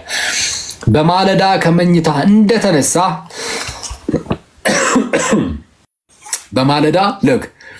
በማለዳ ከመኝታ እንደተነሳ በቅዱስ መስቀሉ ምልክት መስቀል ራሱ ሲጠራ ቅዱስ ብሎ ነው። ማርቲን ሉተር ቅዱስ መስቀል ነው የሚለው። በቅዱስ መስቀሉ ምልክት በማማተብ እንደዚህ ትላለ፣ እግዚአብሔር አብ ወልድ መንፈስ ቅዱስ ጠብቀኝ አሜን። ከዚያም በመንበርከክ ወይም በመቆም የሐዋርያትን የእምነት መግለጫና የሐዋርያት የእምነት መግለጫ ኦኬ፣ የጸሎት ሃይማኖቱን ክሪዱን የጌታን ጸሎትም ጸልይ ይልና ከበለክ ይህን ትንሽ ጸሎት ደግሞ በተጨማሪ መጸለይ ትችላለህ ብሎ ደግሞ የራሱን ጸሎት ደግሞ ያስቀምጣል እዚህ ጋር። ስለዛ ምንድነው በጠዋት ተነስተ ማለዳ ስትነሳ ምንድነው የምታደርገው? በቅዱስ መስቀል ምልክት ታማተባለህ። ይህንን ከዚህ በፊት ቴሌግራም ላይ ብያችሁ ነበር፣ ታስታውሳላችሁ ጋይዝ? እንደዚህ አይነት ልምድ ምን አይነት ልምድ? ልክ ከእንቅልፋችን ስንነሳ ብዙ ጊዜ አሁን ያው ያለው ነገር ምንድነው ስልካችን አጠገባችን ይኖራል። ከዛ ልክ እንደተነሳ ልክ አይነ ስገልጥ ወዲያውኑ ወይም ደግሞ ለሳገልጥ ራሱ እጅን ዳብስ ምናምን ስልክ ልታነሳ ትችላለህ። እና እንደተነሳ ስልክ ላይ ማየት ራሱ የለብንም። ክርስቶስን ልክ እንደተነሳን የመጀመሪያው አይናችን የሚያየው አእምሯችን የሚመጣው ስልክ ላይ ሆኖ መጀመር የለብንም ቃል እንደተነሳ ግን በቅዱስ መስቀል ምልክት ማማተብ። በቅዱስ መስቀል ምልክት ማማተብ ዝም ብሎ የልምድ ጉዳይ አይደለም ብያችኋለሁ። በቅዱስ መስቀል ምልክት ማማተብ ኢየሱስ ክርስቶስን በዕለተ ዓርብ መስቀል ላይ ተሰቅሎ እሱን ነው ጭንቅላታችን ሊያስብ የሚገባው። ስለዚህ እሱን ነው አስበህ የምትነቃው። ስትነቃ እሱን እያሰብክ በቅዱስ መስቀል ምልክት ታማተባለህ። ስለዛ እንደዛ አድርጉ። 300 ምናምን ሰው ይታየኛል። ከአሁን በኋላ ልክ ስንነሳ ከዚህ ውስጥ ምናልባት ክርስቲያኖች 1000 ከሆናችሁ ልክ ከእንቅልፋችን ስንነሳ የመጀመሪያው ማድረግ ያለብን ስለ ክርስቶስ ማሰብ እና በቅዱስ መስቀል ምልክት ማማተብ። ከዛን እንግዲህ ወደ ጸሎት ቢገባ ነው። እንደዛ ነው መሆን ያለበት። ኦፍ ኮርስ በእርግጥ እዛ ቴሌግራም ላይ እንደዛ ነበር የተባለው። ከመጸለያችን በፊት ጭራሽ ስልክ አለማየት፣ ምንም አይነት ነገር፣ ምንም አይነት ጉዳይ ይሄ ኖርማል ይሄ ሶሻል ሚዲያ ምናምን ብቻ አይደለም። ምንም አይነት ጉዳይ ስልካችን ላይ አለማየት አማትበን ከዛን ተነስተን እንደው አባታችሁ ነኝ ብትሆን ጸልየን ከዛ በኋላ ነው የምናየው ምናምን እንባባል ነበረ እና አሁን አትሊስት ግን ማማተብ ከዛ በኋላ ልትለታይ ትችላለህ። አትሊስት ግን በዚህ መጀመር በቅዱስ መስቀል ምልክት ግን ማማተብ እንዳትረሱ። ሁሌም ስንነሳ እንዳንረሳ እሺ። በእምነት ሆነን የማታ ጸሎት ላይም ይላል ማርቲን ሉተር ማታ ወደ መኝታ በሄድክ ጊዜ በቅዱስ መስቀሉ ምልክት በማማተብ እንዲበል ብሎ ደግሞ ያውንም ይጀምራል። በቅዱስ መስቀል ምልክት እንዲህ በል ምንድነው? በቅዱስ መስቀል ምልክት አማት ሲተኛም አሁን ከእንቅልፉ ሲነሳ ማለዳ ላይ በቅዱስ መስቀል ምልክት እንዲያማትብ ወይም እንዲያማትቡ በኋላ ሲተኙም ደግሞ በቅዱስ መስቀል ምልክት አማትበው ጸልየው እንዲተኙ ይናገራል። እንግዲህ ይሄን አሁን የፕሮቴስታንቲዝም መስራች ማርቲን ሉተርም ይሄንን ነገር ይላል እና የሆነ ሰዓት ላይ ግን ብድግ ብለህ መተህ ግን አሁን አንዳንድ ፕሮቴስታንት ወንድሞቻችን በዚህ ደረጃ በቅዱስ መስቀል ምልክት ማማተብ ላይ እንደዚህ ሞክ ሲያደርጉ ሲቀልዱ ስታይ በጣም እንድታዝን ያደርጋል። እና ፕሮቴስታንቲዝምም እንዳልኳችሁ ሰዎችን ምን ያህል ደፋር እንደሚያደርግና ነገሮችን ሁሉ የሚሳደቡ የሚያላግጡ የጌታ የሆኑ ነገሮች ላይ የሚያላግጡ የጌታ ጠላት የኢየሱስ ጠላት እንዲሆኑ ያደርጋቸዋል፣ እንደሆኑም ያሳብቅባቸዋል። እና አንዳንድ ጊዜ አሁን ይሄ ጸረ ማርያም ምናምን የሚባሉ አሉ አይደለ? አሁን ፕሮቴስታንቶች ነው ጸረ ማርያም የሚለው እኔ አሁን ኦኬ እሺ ምንድነው ሰውንም እንትን ለማለት ላለማናደድ ምናልባት ሁሉንም ላይሆን ይችላል። ግን በጣም ብዙዎች አሉ ጸረ ማርያም አይደሉም፣ ጸረ ኢየሱስ ናቸው።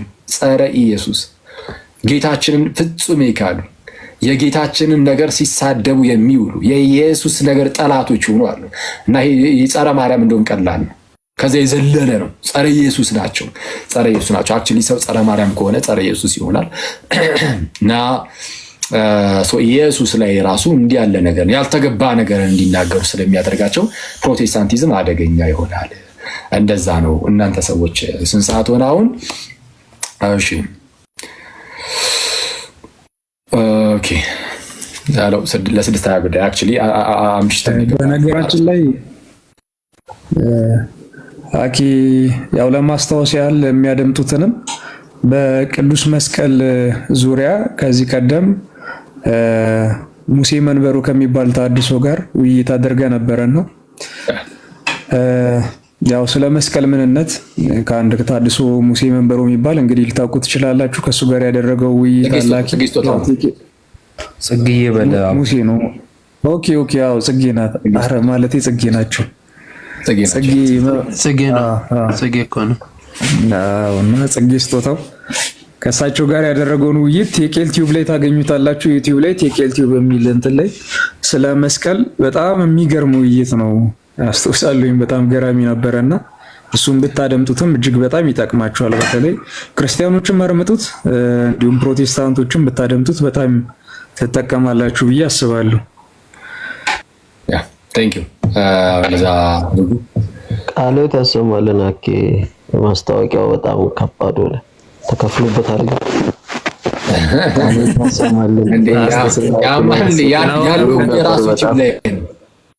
ያለው የራሱ ዩቲዩብ ላይ ነው ተከፍሎበት አይደል? ማስታወቂያን ይሰራብ እዚሁ ደጥን ኦኬ ከፍሏል ወይ ነው እንደሱ? yes ተከለ ነገ ትጋብዘኛለህ አቡ ማስታወቂያ ትሰራለህ እንደ እኔ ጋር እየመጣ የራስህን ዩቲዩብ ቻናል ቴኬል ቲዩብ ምናምን ያቡ ቻናል ነው እዛ ዩቲዩብ ላይ እና ምንም ሰብስክራይብ ምናምን ማድረግ አይጠበቅባችሁም ጋይስ። አንተም ጀመርክ ቴኬል ቲዩብ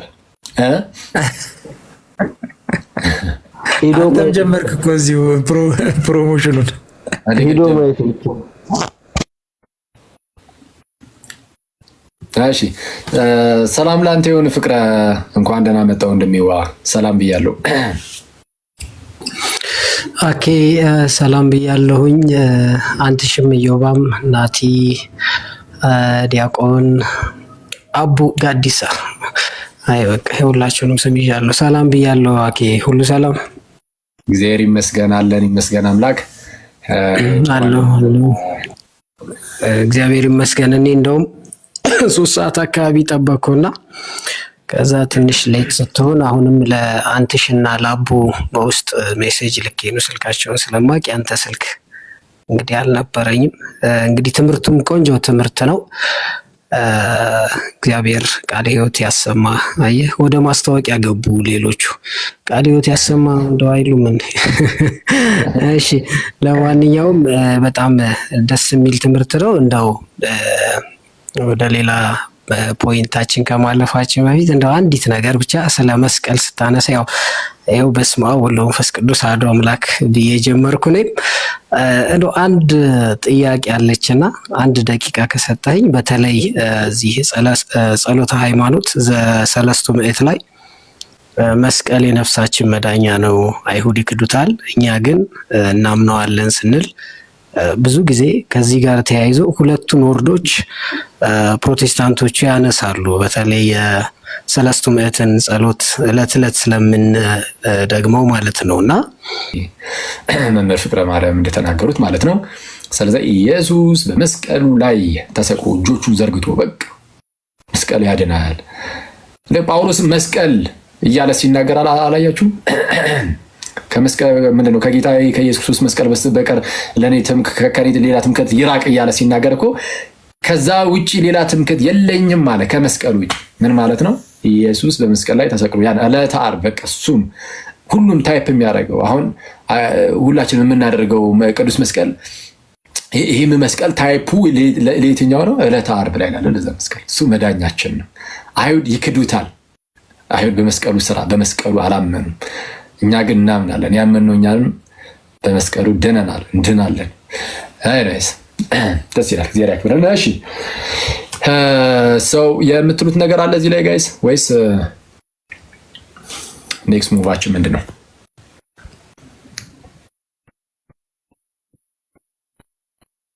ምን ያልተባለ ነገር ትልና ነገር ተብሏል። ቃለ ሕይወት ያሰማልና መምህር ፍቅረ ማርያም ቃለ ሕይወት ያሰማል። ሁለታችሁም ጥሩ ሀሳቦች ተነስተዋል። ያው በጥንቷ ቤተክርስቲያን ውስጥ በታሪክ ውስጥ የሚታወቅ ነገር ነው። ሁሉም አፖስቶሊክ ቸርችስ የሚባሉት በሙሉ ሁሉም ለመስቀል ያላቸው ቫልዩ እና ቦታ መመልከት እንችላለንና ይሄ ራሱ ሜቢ ንጹህ ልብ ላለው ሰው ለምንድነው ሁሉም ካቶሊኮችም ኢስተርኖችም ኦሪየንታልም ሁሉም ጋር ስንመለከት መስቀል በዚህ ደረጃ ቫልዩ ለምን ይደረጋል የሚለውን ሰው ጥያቄ መጠየቅ መቻል አለበት። ለምን በዚህ ደረጃ ይለውና ሐኪም ቅድም እንዳለው ትላልቅ የቤተክርስቲያን ከነቅዱስ አትናቴዎስ ጀምሮ የሚሰጡት ከነቅዱስ ቄርሎስ የማያነሳው የለምና መስቀል በጣም ትልቅ ቦታ ነው ያለውና እዚህ ላይ ምንም የሚጨምር ነገር ያለ አይመስለኝም። ጀስት እንደተባለው ነው። አንዳንድ ያኪያው ቤተክርስቲያን ሚስ ሪፕሬዘንት የሚያደርጉ ሰዎች የምን መስቀል ያድናል ቅድም እንዳልከው ኢየሱስ ነው እንጂ የሚያድነው እያሉ የመነጠል መስቀሉ ባይተሰልፍ ከክርስቶስ ሆኖ የሆነ ብቻውን የሆነ ነገር የሚያደርግ አስመስሎ የማቅረብ ነገር አለና ብዙ ጊዜ ያው በማወቅም ሆነ ባለማወቅ ቤተክርስቲያንን ሚስ ሪፕሬዘንት የሚያደርጉ ሰዎች አሉ። እንደምታውቀው አኪያው አሁን እነዚህ ታድሶችም ፕሮቴስታንቶች ምናምን በዚህ ራሱ ሲሊ በሆነ ምክንያት ምናምን ነገር ኢየሱስ ነው የሚያድነው የሚመስቀል ነው በዚህ በጣም ማይነር በሚባሉ ነገሮች አንዳንድ ሰዎችን ሸውደው ከቤተክርስቲያን የማስወጣት አይነት ስትራቴጂም አለና ሁሌም ምንድነው ቤተክርስቲያን እንዲህ ነው የምትለው ተብሎ ሲነገር ቤተክርስቲያናት ልትጠየቅ የሚገባው ማንም ሰው ኦኬ እንዲህ ነው እንደምታምኑት ተብሎ ኦርቶዶክሶች ወይ መምህራን ናቸው መጠየቅ መቻል ያለባቸው ወይ ደግሞ ትምህርቱን የሚያስተምሩ አባቶች ናቸው መጠየቅ ያለባቸውና ይሄንን ለማለት ያክል ነው። ግን እንዴት ነው የብር መስቀል ያድናል ትላለህ?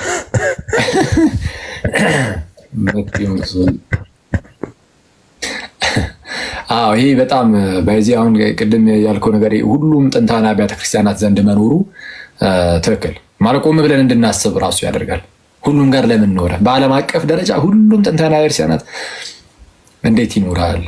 በጣም ጥሩ ነው። እሱ በጣም ነገሮችን ዞር ብለን እንድንመለከትም ያደርገናል እና እግዚአብሔር ያክብርልን፣ ቃሉ ያሰማልን። ጋዲ ምን ነበር ጌታ አንድ ልናገር ያሰብኩት ነገር ነበር፣ ለሷት ያሳፍራል። እሺ ቃሉ ያሰማልን። ቃሉ ያሰማልን። የተላለፋችሁ አንድ ፖይንት ጎረቤት ያሉ እንላለን። ጎረቤቶች መስቀልን በጣም ይሳደባሉ። መስቀልን አንጠራት ስናደርግ እንግዲህ በእጅጉም በጣም ይጠራሉ። እንዴት መስቀልን ታደርጋላችሁ የሚሉ በጣም ደግሞ የሆነ ነገር አባት የገደለ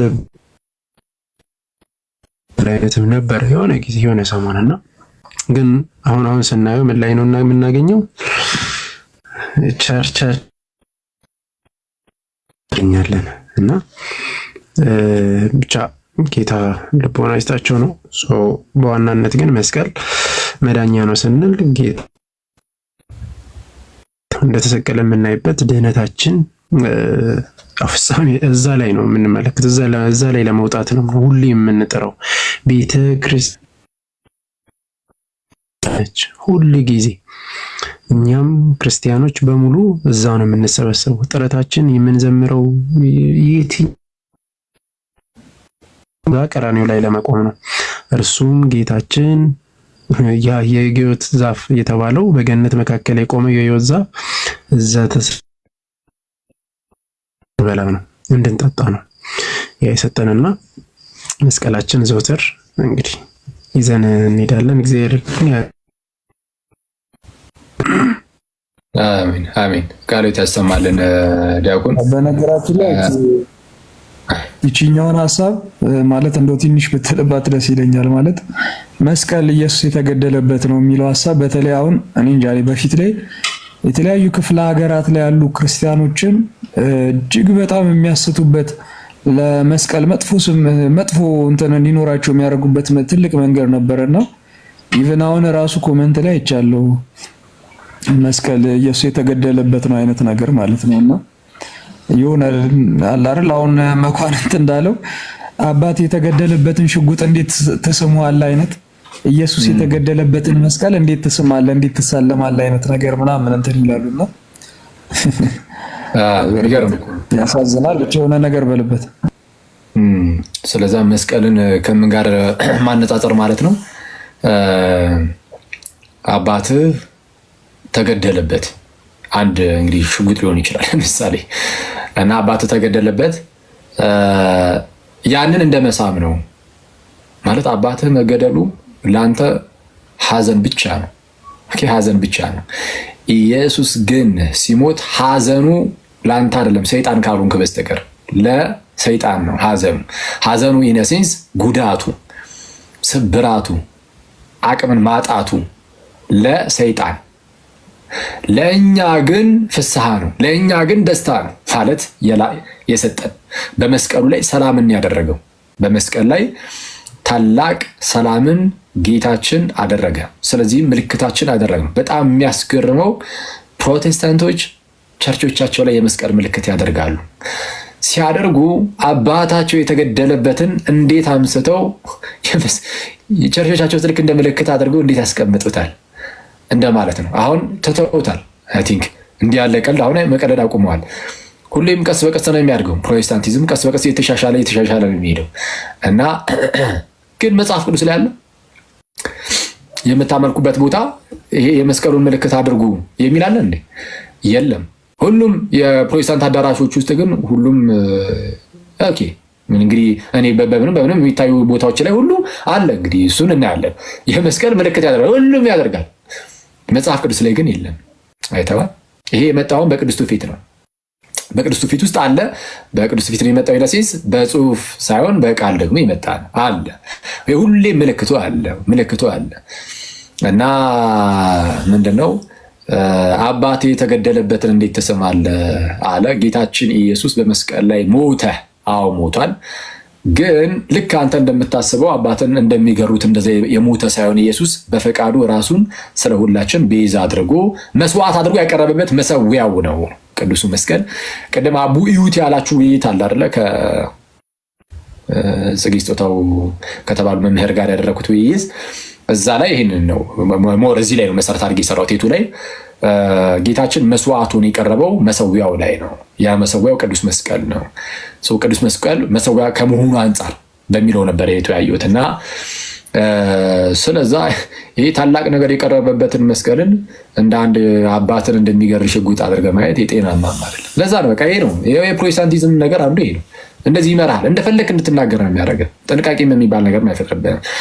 ምክንያቱም የሚገራ ነገር የለም። እንደዚህ የሆነ ልትወድቅ ስትል እንደዚህ የሚያቃና ስለሌለ እንደፈለክ ትናገረዋለህና ያ እሺ የዚህን ያህል ካልን ናቱ እንዴት ነህ? እስኪ ሰላም በለን። ቅድም ሰላም አላልከንም እኮ። ኧረ ሰላም ብያለሁ። እንደዚህ እኪ አሰማው ቃልዮት። እሺ እንዴት ናችሁ? ቃልዮት ያሰማልን። አኪው ደስ የሚል ነበረ። ይሰማል አይደል? ይሰማል። ትንሽ ይቆራረጣል ታውቃለህ። እሺ በጣም በደግሞም ሰላምታዬን ታውቀዋለህ፣ ደስ ይልሃል። ሰላም ብያለሁ። ቃልዮት ያሰማልን። በጣም ደስ የሚል ነገር ነበር፣ በደንብ ተብሎበታል። በነገራችን ላይ ከዛ በኋላ ራሱ በቤተክርስቲያን ውስጥ ያልተቋረጠ ትውፊት ነው። እንደው ዝም ብሎ የሆነ ሰዓት ብቅ ያለ ወይም ደግሞ የሆነ ሰዓት የተጀመረ አይደለም። ይሄ ብቻ አይደለም ባይዘው ራስን ማማተብን ብቻ ሳይሆን ደግሞ መስቀል አሁን ኔክስት ታይም ወይ ምናምን እንገባበታለን። ሴንት ግሪጎሪ ኦፍ ታቲቭ በደንብ ያሉት አለ። ስለዚህ ማለት ነው ምክንያቱም መስቀሉን የሚክዱ ስለነበሩ እናንተ ጣዖት ታመልካላችሁ የሚሉ እንትን የሚባሉ ይሄ አሪዮስም ተከታዮች የሚባሉ ከዛ በኋላ ደግሞ አንቲክራይስት የሚባሉ አሉና ወንጌል ኃላፊ እንደመሆነ መጠን በአካል ለምንድን ነው አውደ ምሕረት ሰጥቻቸው የማያገለግሉት? ምናልባት እግዚአብሔር ለእኔ ይህን እድል ከሰጠ ወንድሞቼ ደግሞ ለምን አያገለግሉበትም ብዬ ያው አቦ ምስክር ስላለ እውነትም ስለሆነ ያኔ እነ ዮሐን ምናምን አላውቃቸውም እና አውደ ምሕረቱን ሁሉ ለማመቻቸት አቦ ያለኝ ቃል በቃል አንድ ነገር አለ። እኔ መድረክ ፈራለሁ፣ ምናልባት አኬን ግን እጠይቀዋለሁ ብሎኝ ነበር። በቃ ጠይቀውና አንድ የወጣቶች መድረክ እያዘጋጀን በሳምንት አንድ ቀን እንድትይዙ የሚል ነበርና ይሄ ነው ላንተ ያለኝ ቅን አመለካከት። የሆነ ይሁንና ግን ያው ሰሞኑን በሚነሱት አስተምህሮቶች ላይ እንግዲህ አንተ የራስህ እይታ አለ፣ እኔ የራሴ እይታ አለኝ። በእይታዎች ደግሞ መለያየት ሊኖር ይችላል። ይሄ ዘ ዌይ ኦፍ ኤክስፕሬሲንግ ነው። በቃ አንተ የምትገልጽበት እና እኔ የምገልጽበት መንገድ ወይ ቤተክርስቲያን የምትገልጽበት መንገድ ትንሽ አዲስ ነገር ሲሆንብን እንትን የምንለው ሪታርድ የምናደርገው ወደኋላ መለስ የምንለው ነገሮች አሉ። ይሄ ኦብቪየስሊ በውስጥም በነበሩት የዙም ሚቲንጎች የተወሰደ ነው። እንግዲህ በቅርቡ ምንድነው የነበረው ነገር ባጭሩ ለመናገር ያክል ያው አንዳንድ ነገሮች አኬ ያው ስታስተምር ይታወቃል። ሁላችንም የምንወድ ቀለል አድርገን ነገሮች የምታስተምረው ቀለል አድርገህ ፈታ ብለህ ነውና አንዳንድ ንግግሮች በጣም ይከብዱኝ ነበር። ለእኔ ደግሞ ምናልባት ከዚህ በፊት አንድ አሜሪካ ከሚኖር ዲያቆን ሕርያቆስ ጋር የነበረውን ነገር አይቻሉና በቃ ቀለል አድርገህ የምታያቸው ነገሮች አሉና እነዛ ነገሮች ደግሞ በአዳማጩ ዘንድ የሆነ ነገር እንዳይፈጥሩ በጣም እፈራለሁና ምንድነው ይሄ ነገር እየሄደ ከገፋ እንዴት ነው የሚሆነው? ፕላስ ደግሞ ያው መምህር የሚለው ነገር ሲነሳ ያው የመጀመሪያ ከኮሌጁ መምህራን ጋር የቅርብ ግንኙነት ስለነበረኝ እንዳጋጣሚ ጠየቅኳቸው። እንግዲህ በእውነት ለመናገር በዲፕሎማ መመረቅህንም አላውቅም። እኔ እንግዲህ የተነገረኝ ነገር ነው ይዤው ዳይሬክት ሪፍሌክት ያደረኩት የነበሩት ነገሮች ያው አሁን መድገም ስለማያስፈልግ ማለት ነው። እውነታው እንዳለ ሆኖ ግን ምናልባት ደግሞ የደረሰው ነገር ምንድነው ልክ አንተም ዘግይተን ያየኸው ቪዲዮውን ምናልባት ሙሉ ቪዲዮውን ብታየው በዛ አትረዳውም ነበር። ለምን ኤንጂ ተባለ፣ ለምን ሪሰርቹ ጋር የተገናኙ ነገሮች ምናምን ከዚህ አሁን ከሚነሱት የትምህርት ርዕሰ ጉዳዮች ጋር የሚገናኙ በፍጹም አልነበሩ። ላነሳቸውም የሞከርኩት ያው መቼም የኛ ሰው ወደቀ ስትለው ተሰበረ ነውና ወደዛ ገልብጠው አይ ሪሰርቹ ምንትን ያለው ኤንጂም የሆነው በዚህ ምክንያት ነው ብለው ያው ትርጉም ራሳቸው መረዳት የወሰዱ ሰዎች አሉ። ግን ያንን በዛ መልኩ አልነበረም እኔ ኤክስፕረስ አረግ የነበረው። እንዳጠቃላይ ግን የነበረው ነገር እኔ ስሜታዊ ሆኜ የተናገርኩት ንግግር ነው። ይሄ ደግሞ ፍጹም ክርስቲያናዊ አይደለም። አንዳንድ ጊዜ ምን የሚባል አባባል አለ፣ የሚወዱ ሰዎች ከተናደዱብህ አንተ ስህተት ሰርተሃል ማለት ነው ይባላልና ስለዚህ በቅርብ ማውቃቸው ሰዎች ራሱ ያው ትንሽ ተበሳጭተዋልና ካንተም በላይ እንደውም አንተ ጎበዝ ነህ ቀለል አድርገህ በውስጥም በኩል ሶሪ ካንተ በኋላ ገብቼ እንዲጽፍ ያለ ሶሪ ያልከኝ ነገር አለ። ይሄ ክርስቲያናዊ አስተምህሮ ነው። በቃ ፕራክቲካሊ በተግባር ክርስትናን መኖር ማለት ይሄ ነው። እንዳጠቃላይ ግን ለነበሩት ኃይለ ቃሎች ለነበሩት ደግሞ ምናልባት መረጃ ክፍተቶችም ከልቤ ያው ይቅርታ ጠይቃለሁ። ግን ለእኔ የደረሰኝ ዚሲር ያው እንደምትመረቅ ነበር። ግን ያልተመረቅበት ምክንያቶች ግን ይሄ ተብሎ ነው። እኔ ግን አሁንም እንደ ወንድምም ደግሞ እንዳጠቃላይ ይሄው ወንድሞችህ አሉ፣ እኔም ወንድምህ ነኝ። እንዳጠቃላይ ግን ያሉትን ነገሮች በጣም ኩልዳውን ማድረግ ያስፈልጋል። በተቻለ መጠን እንዲያውም ወደዚህም እንደው በዚህ ቶንም መነጋገር እንዳለብን ያመንኩት ምንድነው ያው ብዙ ወንድሞችህ ብዙ መምህራንም ጋር ኮሚኒኬት እያደረግክ እንደሆነ አውቃለሁ። ከእኔ በተሻሉ አቅም ካላቸው መምህራን ወንድሞች ጋር ደግሞ አሁን እየሄድክበት ያለው የመማር ማስተማር ዘዴ ደግሞ እጅጉን ራዲካል ቼንጅ ያለው ነው። በቃ ይሄን ነው አፕሪሺየት የማደርገው ነው። በቃ ይሄ ነው ስብከት ዘዴው ማለት ይሄ ነው። በጣም ደስ በሚል ሁኔታና አንዳንድ ነገሮችን እንደውም ቅድም አንድ ቪዲዮ በቃ ማናውቀውን ነገር ይሄንኛውን ነገር ቆይ ልጠይቅ፣ ቆይ ላንብበው፣ ቆይ ልረዳው ብሎ እንደዚህ አስፍቶ ማየትን የመሰለ ነገር የለም። እንዳጠቃላይ ግን እኔ መግባት አልነበረብኝም። እውነት ለመናገር ግን ምናልባት ወንድም ይዋሃድም ቢኖር ደስ ይለኝ ነበረ። ከ2 ሰዓት በላይ ስናወራ እሱም ጋር እንደው አኬን ባገኘው ደስ ይለኝ ነበር ብዬ ለማውራት ሞክሬያለሁ። ግን እኔ ቀደምኩ። በመቅደሜ ይሄንን ሐሳብ ይዞ ለመውጣት በመቅደሜ ግን ከልብ ወንድሟ ይቅርታዬን እንድትቀበለኝ የክርስቲያን ግዴታዬም ነው። ጸሎት ስናደርግ እንኳን የበደልናቸውን የበደሉንን እንኳን ይቅር ተባባሉ ስለሚል የዕለት ተዕለት ጸሎታችንም ስለሆነ ከልቤ አንተንም ወዳጆችህንም ከዚያ በተረፈ ደግሞ አንዳንድ ደግሞ ዝም ብሎ የሚያራግቡ ሰዎች አሉ ደግሞ ከኛ ሃይማኖት ውጭ የሚያሉት። እኛ በወንድማማች ማንነት ውስጥ ያው እንነጋገራለን፣ እንወያያለን። ያው በጉባኤ ቤት እንኳን እንዲህ አይነት ነገሮች አሉ። በቃ በሐሳብ መፋጨቶች አሉ። ግን የነበረው የሐሳብ አልነበረ። በቃ አንዱ ትልቁ ስህተቴ ነው። ፐርሰናል ያለውን ነገር ነበር የተነገረበትና አንተንም ወንድሞቼ ነው እዚህ ያላችሁ አኬን የምትወዱትም ፕላስ ብዛት ደግሞ እኔን የምታከብሩ የምትወዱ ወንድሞችም ደግሞ በዚህ ልክ ባይሆን ያላችሁኝንም ሁላችሁንም ከልቤ ይቅርታ ጠይቃለሁ። ወንድሜ አመሰግናለሁ። አረ ምንም ችግር የለውም። እንግዲህ እንደዚህ አይነት ነገሮች ያጋጥማሉ። ሰው በጣም ያው ስሜታዊ ሲሆን አንዳንድ ጊዜ እንደዚህ ይስታል እና ይሄ ኖርማል ነገር ነው። ብቻ ከዚህ በፊትም ብዬው ነበረ ከአንድ ወንድሜ ጋር እንደዚህ እያወራን ትልቁ ቁም ነገር ውስጣችን ክፋት እስከሌለ ድረስ በቃ ስጋ ነን እና እንደነዚህ ነገሮች ያጋጥማሉ። ብቻ ልባችንን ብቻ መጠበቅ ልባችንን እግዚአብሔር እንዲጠብቀው ማድረግ ብቻ ነው። ክፋት እንዳይኖር ብቻ ልባችን ላይ እንጂ ከዛ ውጪ ልባችን ላይ ክፋት ከሌለ ምንም ችግር የለውም። ንድድ ብሎን አንዳንዴ ዝም ብለን እንደዚህ ልንናገር እንችላለን። ለምሳሌ ይኸው እናንተ እንደዛ አንዳንድ ነገሮችን አስቀመጥክና ትንሽ አክቹዋሊ በዛ ደረጃም እንትን አላለኝም። እኔን እንኳን ችግር አልነበረውም፣ ብዙም ችግር የለውም። ግን ድንገት እንደው ሰዎችን ድንገት እንደው ሊያውክ ይችላል፣ ለሰዎች ጆሮ ጥሩ ላይመጣ ይችላል ብዬ ስላሰብኩ ብቻ ገባኝ። ግን ገብቼ ደግሞ እንግዲህ የተወሰኑ ነገሮችን ስመልስ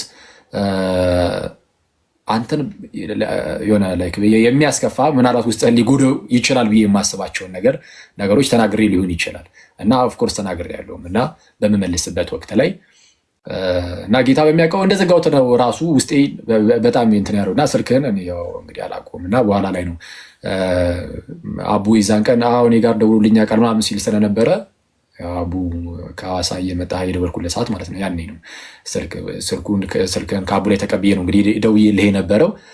አጋጣሚ የተወሰነ ስልክ ቢዚ ስለነበረ ኤኒዌይስ ያው እናውቃለን። ብቻ ኤኒዌይስ ደውዬልህ ቴክስት ያደረግኩልህ ለዛ ነው እና ይቅርታዬንም ደግሞ እኔ እንግዲህ ያው የዛኑ ሰዓት ነበር ሶሪ ብዬ ላኩልህ። የዛኑ ቀን ጠዋት ላይ ልክ ከቅርፌ ስነሳ ይቅርታዬን እንደተቀበልክ ተስፋ አደርጋለሁ አንተ ሰውዬ እና ምንም ችግር የለም። በቃ እንዳልኩ ነው። ምንም ልባችን ውስጥ ክፋት እስከሌለ ድረስ ለኤርሲያን ካለን ቅናትም የተነሳ ሊሆን ይችላል ምናምን ቶሎ ብለን እንደዚህ ተናደን የሆነ ነገሮችን ምናምን ልንል እንችላለን እና ያጋጥማል እና ኖርማል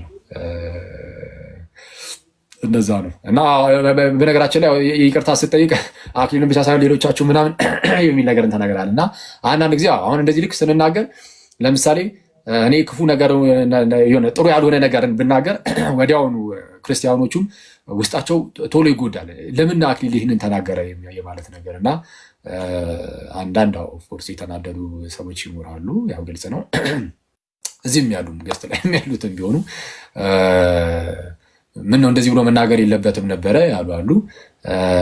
ኤኒዌይስ ግን ከታችም ኮሜንት ላይ ኦፍኮርስ ይኖራሉ እና እንግዲህ ያው ሁላችሁንም ነው ሶሪ ያልነው።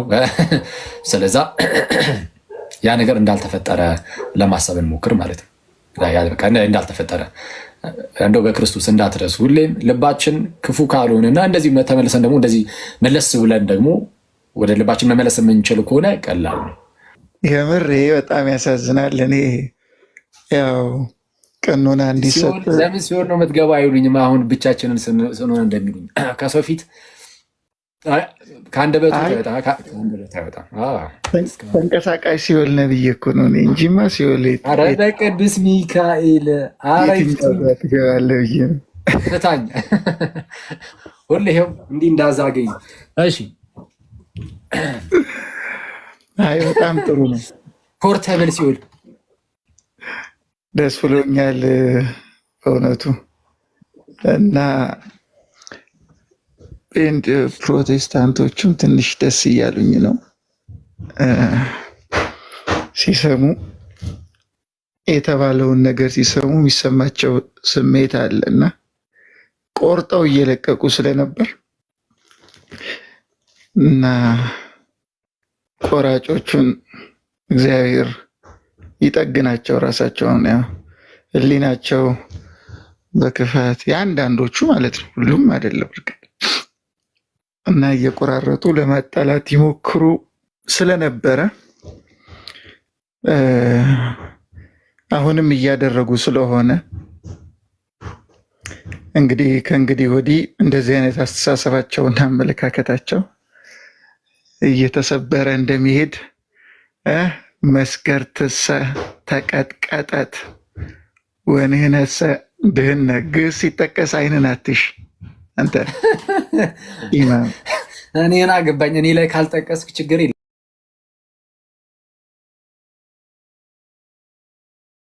አሳይቻለሁና አንድ ፂም ብቻውን ሲፈረዝ እኔ እኮ እኔ ገረመኝ። ቅዱስ ሚካኤልን ያልቻልኩም ይዘንቀንኩ። አይ ብቃት ነው ያ መንፈሳዊ የፂሞች እድገት ትላለህ እና በጣም ጥሩ ነው። እኔ እርግጥ ፍቅረ ማርያም እንዴት እንዳቀረበ አላየውም ነበር ላይቭን፣ አንተነ በስልክ የነገርከኝ። ከዛን ፍቅሬንም ሳወራው ያን ማለቱን ቶሎ ነገረኝ። አንተም ቪዲዮ ላይ ገብተህ ያኔ ያው እራትም አልበላህም ነበር መሰለኝ፣ ብዙ አወራ። አሁን እነዛ ሁሉ ቀሩ፣ አንድነት መጣ፣ ሰይጣን ተቀጠቀጠ ትላለህ፣ ዲያብሎስ አፈረ እና እንግዲህ በጣም ጥሩ ነው ሁሉም ነገር። ሰላም ልበላችሁ ብዬ ነው። ሁኔታው የሁለታችሁም በጣም ደስ ብሎኛል። ከታች የምትሰሙ ሁላችሁም እግዚአብሔር ክፉን ነገር አርቆ በመካከላችን አንድነቱን እንዲያሰፍር ከእንግዲህ ወዲህ በሚኖረን አገልግሎት እግዚአብሔር አምላካችን የበለጠ እንዲከብር የሰይጣንን ወጥመድ ሀሳብ እንዲያርቅልን የእርሱ ቅዱስ ፈቃድ ይሆንልን። አመሰግናለሁ። አሜን አሜን። እግዚአብሔር ያክብርልን መምህሬ፣ እናመሰግናለን በጣም እና ቴንኪዩ አንተም ከአንተም ጋር ልክ እንደዚሁ ስልክ ምናምን ስንደዋወል ነበረ። በቃ የሆነች ነገር ሲፈጠር የፈጠነ ነው ደውል እስቲ የሚልኝና ደስ ይላል። ጥሩ ነው እንደዚህ ቀረብ ብሎ የሚያወራን ሰው መኖሩ። እግዚአብሔር ያክብርልን። እናመሰግናለን መምሬ። እዮባ ማይክ ከፍቷል። ቀጥል እዮብ፣ ቀድሞኛል። ጎበዝ አንትሽ የቀደመን ማየት ቃሎት ያሰማልን። ለሁላችሁም እግዚአብሔር ይስጥልን። ያው ስለተፈታም ደስ ብሎኛል። ስለ ሁሉም ነገር እግዚአብሔር ይመስገን። ወደኋላ መመለስ አልፈልግም፣ ግን አንድ መልእክት ነው ያለኝ እኔ ሐሳቡ ላይ ተዘጋ። በይቅርታ ከተዘጋ በኋላ ነገሩን መጎንጎን ጠቃሚ አይሆንም፣ ግን ካለፈ ነገር መማር ያስፈልጋል ለሁሉም። እኔ እንትን ስለማልወድ ነው ማለት የሆነ ጊዜ የሆነ ነገር ይሆንና ከዛ የሆነ ይቀባባና ያልፋል፣ ነገም ይከሰታልና እንደዛ መሆን የለበትም። ሐሳብ ከሆነ ሁል ጊዜ ሐሳብ ብቻ። ፐርሰናል ጉዳይ በምንም ታሪክ ሊለያየን አይችልም። ፕላስ ደግሞ ርዕስ ሆኖ መገባት የለበትም ፐርሰናል በሆኑ ጉዳዮች እና ፐርሰናል የሆኑ ጉዳዮችን በደንብ ሄደውበት ሲያበቁ ሐሳብ ላይ ነው ማለት አይቻልም። እሱም ነገር ይቀር፣ ትክክል አይደለም እና ስሜታዊነትም አይደለም። በነገራችን ላይ እኔ ፍቅረ ማርያም በዚሁ አጋጣሚ ልነግርህ የምፈልገው ትምህርት ቤት ድረስ ሄደ አጥንተ እነዚህ ነገሮች አድርገህ ስታበቃ ስሜታዊ ሆኜ ነው እንዳትል፣ ትክክል አይደለም።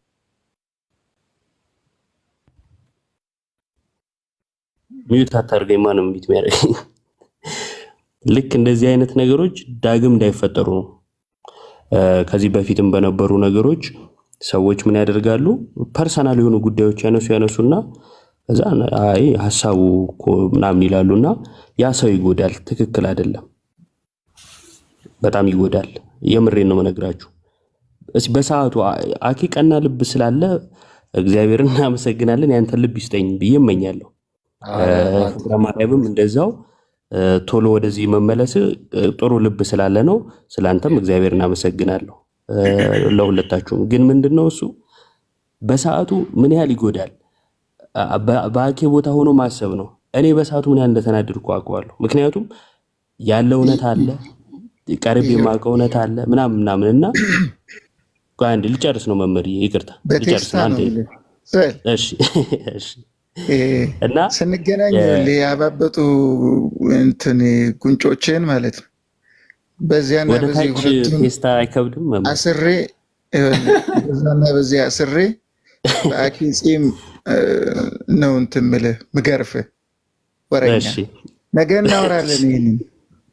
እሺ አንዴ እቺ ብቻ ልጨርስ። እሺ እና አይ እዚህ ላሉት ነው ይሄማ ኮታኮ ግን ኧረ ውጣና እዛ ሽሮ ይቅድሙን ብላ ነገ እዛ እናወራለን። ሰዓት ሄዷል። እሺ አይ ሌላም ጊዜ እንዳይከሰት ለሌላውም ነውና ሰው ይጎዳል። ባካችሁ ብዙ ሰው ቪዲዮ ራሱ ትናንሽ ቪዲዮዎች ቁርጥ ተደርገው ሲለቀቁና ከዛን አስቡት ክርስቲያን ነኝ ብሎ የሚያምን ሰው ምናምን አንተ መናፍቅ አንተ እንደዚህ ሲባል ምን ያህል ያን ሰው ይጎዳል። ምናልባት ይሄን ሰው በጣም እንደዚህ ጎርተ ነው ያረጋል አያረግም ምናምን አይደለም፣ ግን የሆነ ሰዓት እምነቱን ቢቀይር በቃ ሰው ነው አደከመ በስጋው ከዛ ምንድነው የሚባለው? አይ ድሮም እንዲህ ነው የሚባለው። እኛስ ገፍተ ነው ቢሆን አያችሁ ለምትጠፋ ነፍስ ተጠያቂ ምን እንሆናለን? ይሄ መታሰብ አለበት እና የሰው ሞራል እንዳንጎዳ እንዳናርቅ ከቤተ ክርስቲያን እሷ ትታሰብበት ለማለት ነው። አጋጣሚው ስንት ስላለ ለሌላም ጊዜ ትምህርትም ከሆነ በትምህርቱ ብቻ እናውራ ምናምን፣ ግን የፐርሰናል የሆኑ ጉዳዮች ብዙ ሰው ስለሚሰብሩ እንጠንቀቅ ለማለት ነው። እግዚአብሔር ይስጥልኝ። አሜን። ይገባ እንግዲህ ያው ሐሳቡ ያው ስህተቶች ሊኖሩ ይችላሉ በወንድማማቾች መካከል፣ እንደዚህ አይነት ግጭቶች ይኖራሉ። ያው ዳግም እንዳይፈጠሩ ደግሞ በየትኛውም ሳይድ ያለ ሰው ምናምን የሆነ በቃ ያደረግ ያለበትን ጥንቃቄ አድርግ ነው። ቴንክ ዩ እግዚአብሔር ያክብርልን። እሺ እናመሰግናለን። አንተ ሰውዬ አይ አሁን ከመግባታችን በፊት ከመምህር ፍቅረ ማርያም ጋር እንደዚህ ተጻጽፈን ነበር። ትንሽ አውግተናል። የወንዱን አውግተናል። ስለ ሁሉም ነገር መምህር ከፍ ብዬ ስለተናገርኩኝ በጣም ይቅርታ። ግን ነገሮቻችንን እንዳለ ወደ ሶስተኛ ወገን ወሬ አመላላሽ በሚባሉ ወይ ኮሜንታተር ወደሚባሉ ሰዎች አንውሰድ። ያጠፋነውን ጥፋት ራሳችንን ያዘው፣ ኃላፊነት እንውሰድበት። እነዛን ሰዎች መሀል አንክተታቸው። ቆርጦ ቀጣይ ምናምን የሚባሉ ሰዎች ያጠፋነው ያንን ቃል አስበን አቀደን የተናገርነው ራሳችን ደግሞ ኃላፊነት ወስደናል። ምልክት ነን። ቢያንስ መስቀል አድርገን ቀሚስ ለብሰን የሚገቡ ሰዎች አሉ። የቤተ ክርስቲያን አስተማሪ ምልክት የሚባሉ ሰዎች አሉ። ከነዛ ክፉ ነገር ባይወጣ የሰው ግላዊ ማንነቱን በሚያሳይ በማያውቁት ሰው ላይ ፍርድን ማዝነብና አንዳንድ ሰዎች ደግሞ ያንን ሰው በጣም ከሱ መማር የሚፈልጉ ያሉ ግን እዛ ሰው ላይ ጥርጥርን በሚዘራ መልኩ ሲሆን በጣም አስቸጋሪ ነው። ሐሳብ ለሐሳብ እንደፈለገ ይፋጭ፣ ጥሩ ሐሳብ ይወጣል። ግን ግላዊ የሆነ አንድ ሰው ላይ ያተኮረ የሆነ የሚወጋ ጦር ከሆነ ብዙ ነገር ያደማል። ብዙዎቻችን ደምተናል በዛ ቀን። ግን ያው ይቅር ለእግዚአብሔር እናልፈዋለን። አንድ ነን ብለን እንጽፋለን። በመሰረታዊ ነገር አንድ ነን በሉ ምዕመናን። ከዚህ በኋላ አንድ ነን የሚል ጽሑፍ የተላለፈ ትእዛዝ ነው እንበለው። ከአናት ራስ የተላለፈ ትእዛዝ ነው እንበለው። ደግሞ አንድ ቁጥር ይጽፋሉ አንድ ነን ሲባል ከግንባሬ አፍልቄ ነው ያመጣሁት። በሉ ጻፉ። የቱ ጋር ካለው? እዚህ ጋር ካለው ወይስ እዚህ ጋር ካለው? አንተ ላይ አይደርስም። ግንባሬን አልነካሁትም፣ ጭንቅላቴ እነካለሁ። እዚህ ጋርም ግንባር ነኝ። ያንተ ይሻላል ከኔ መሰለኝ። እሱን ያስተዋልኩት። ሁለታችሁም ምጡ። የዮባ ተው ጥላፎት ይላል። የሆነ ነገር በልበት እኔ አይ ሀሳብ አለኝ። እኔም ግን እድል ሊሰጠኝ ይገባል እንዳወራ ትላለህ። እኔም ሀሳብ አለኝ። ስቀልድ ነው። ያልተደሳ ነገር የለም። ለተመራቂ ሀሳብ እድል ስጠኝ። አንተሽ እንዴ ግንባረ ቦታ ይዞ አንተ ረጅም ሰዓት ይዘህ እኮ ተቸገርንኛ። እንዴ እድል ይሰጠን እንጂ እውነት ነው። እኔና አክሊሌ ግንባራችን የበዛው የሆነ ነገር በልበት እንዴ እኔና አኪያል ከአንተ ማለት ኢዮብ አሳመነ እንዴ ደጋግሞ ሲናገር ኢዮብ እኮ ጥላፎቅ እኮ ነው። ዝናብ ሲመጣ ራሱ አፍንጫውን የማይነካው ሰውዬ እኮ ነው። እቺ የፀጉሯ ነገር እንዴ ኢዮብ እና የኢዮብ እኮ በጣም ልዩ እኮ ነው። የሆነ ቀን በጣም ተከራከርንና ምን ብናደርግ ጥሩ በጣም እኮ እኛ እኮ አንዳንዴ ያዘግነን እንትና ዮሐዴ ነበረች እና ዮሐዴ ባለችበት ብንለካውስ የፊታችንን ከዚህ ካገጨ ፀጉር እስከሚያልቅበት ድረስ ማን አልናገርም። ያው እስኪ አውራው በእናትህ ፍጻሜው ምንድን ነው? ክርስቶስን ያንተ ረዘመ ክርስቶስ አለ የሆነ ሰው እስካሁን እየተቆጠረ ነው። የሆነ ሰው እስካሁን ያንተ ኧረ አኬ ራሱ ነው አሁንም እኮ እጄ እኮ ያኬን እኮ ለካ እኮ ነው የሚለኝ አይደለ? እኔና እዛ ለምዶብኝ ተከራከርን። ያንተ ተቆጥሮ አላለቀም።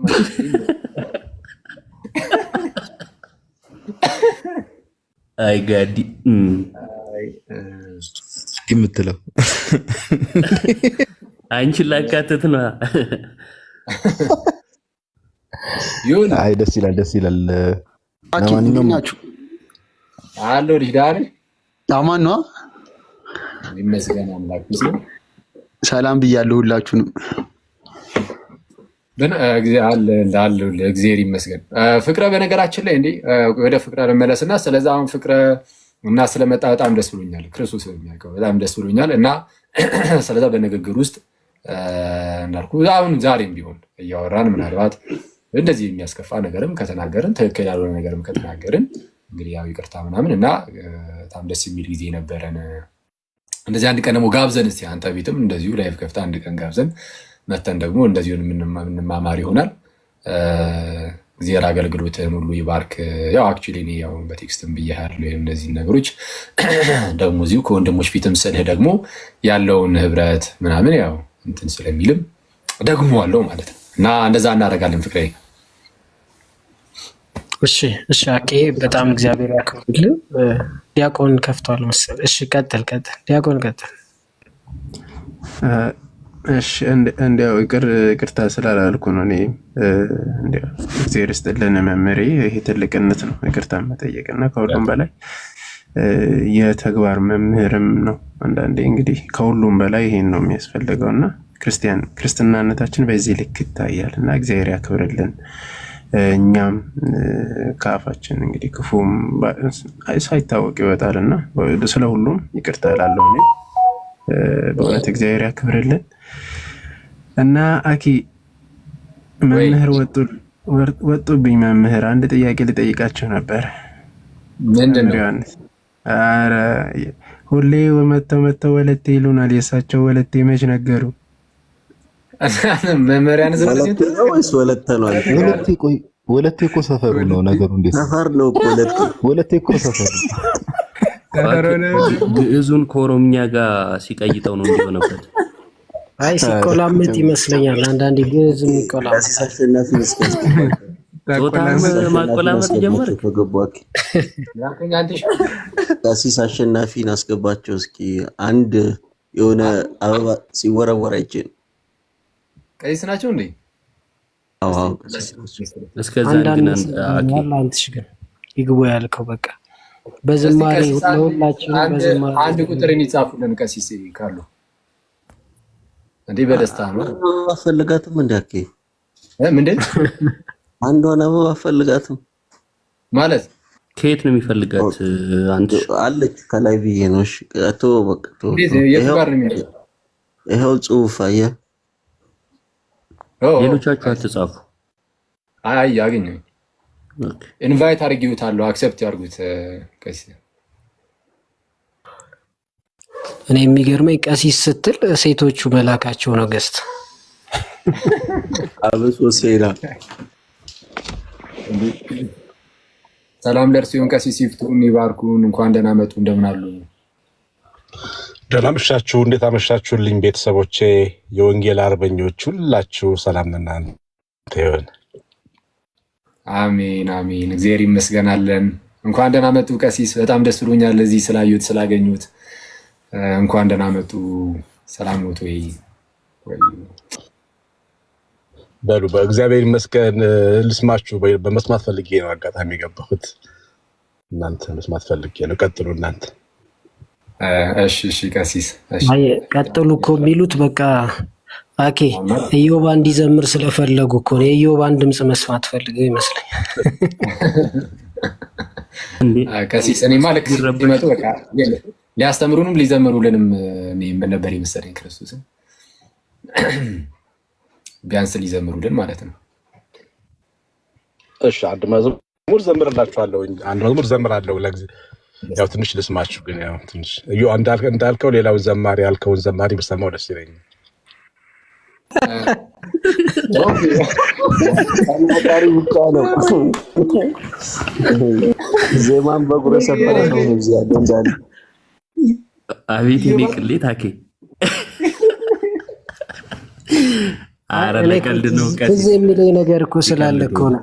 እንኳን መዝሙሩ በድምጽ ገብቶ ማን የሚመርጠው መዝሙር የማን እንደሆነ እሱ ብለኝ ቀሲስዬ በቃ እርሶ እንደው አድ ዝማሬ ይዘምሩልን ከገቡ አይቀር እንኳን ደህና መጡ ብለናል።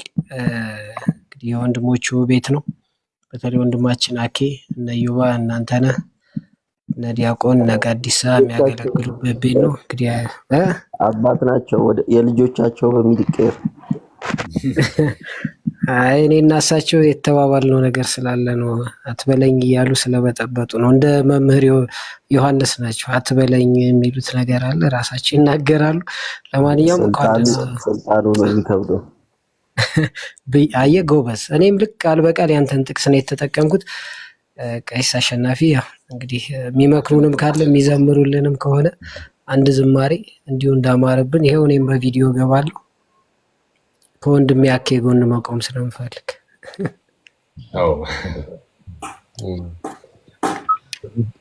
ገርጂ ጊዮርጊስ አንድ ጊዜ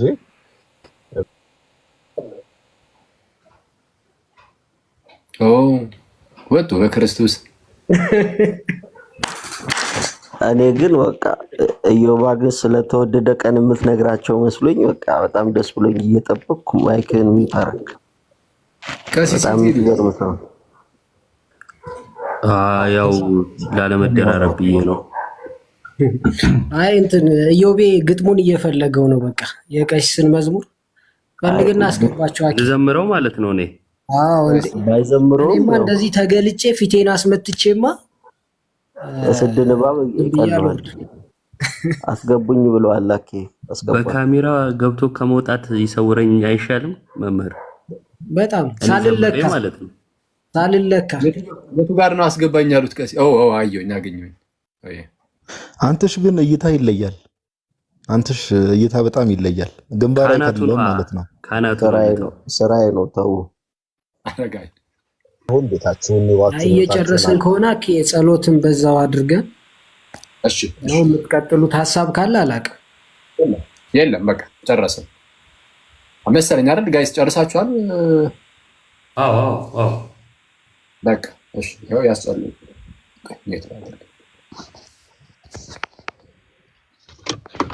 ስለዚህ በቃ በጸሎት ልዘጉ ነው። በቃ ጨርሳችኋል? አዎ በጸሎት ይዝጉልን። ጨርስ መሰለኝ።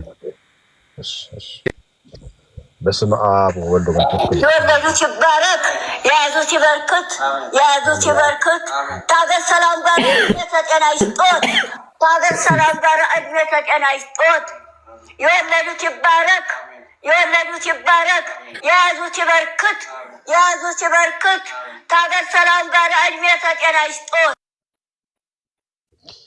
በስመ አብ አሐዱ አምላክ አሜን። ቅዱስ አምላክ ሆይ እናመሰግናለን። በሰላም የጠበቅከን ደግሞም የመረጥከን ለርስት ለመንግስት ለክብርህ የለየህን ስምን ያሸከምከን አቤቱ ብዙ ሰራዊት 7000 እኔን አንተን የመሰሉ ለበዓል ያልተንበረከኩ የሰወርኳቸው 7000 ልጆች አሉኝ እንዳልከው ኤልያስ እንዲሁ በየዘመናቱ ሰወረ የምታስተምራቸው የምታሳድጋቸው ልጆችን ለማየት ስላበቃህን ምስጋና ይገባሃል። አገልግሎታቸውን ባርክላቸው። መንፈስ ቅዱስ በልባቸው ውስጥ ሁልጊዜ ጥበብን ስጣቸው። የሚናገሩት የሚወደድና ፍሬ የሚያፈራ አድርግላቸው። የሚዘምሩትም የሚሰብኩትም አፋቸው ውስጥ የሚወጣው ቃል ከአንተ አፍ የወጣ ቃል ይሆንላቸው።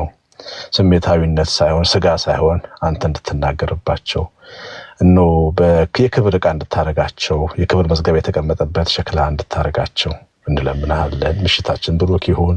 ያገለገሉት ልጆችን ሁሉ ባርካቸው። በገንዘባቸው የሚያገለግሉ ጊዜ ሰውተው የሚሰሙትን ሁሉ ጸሎታቸውን ልመናቸውን ስማ። በጌታችን በኢየሱስ ክርስቶስ ስም በእርሱ ያለ ክብር ለአብ ለመንፈስ ቅዱስ ይገባል። አቡነ ዘበሰማያት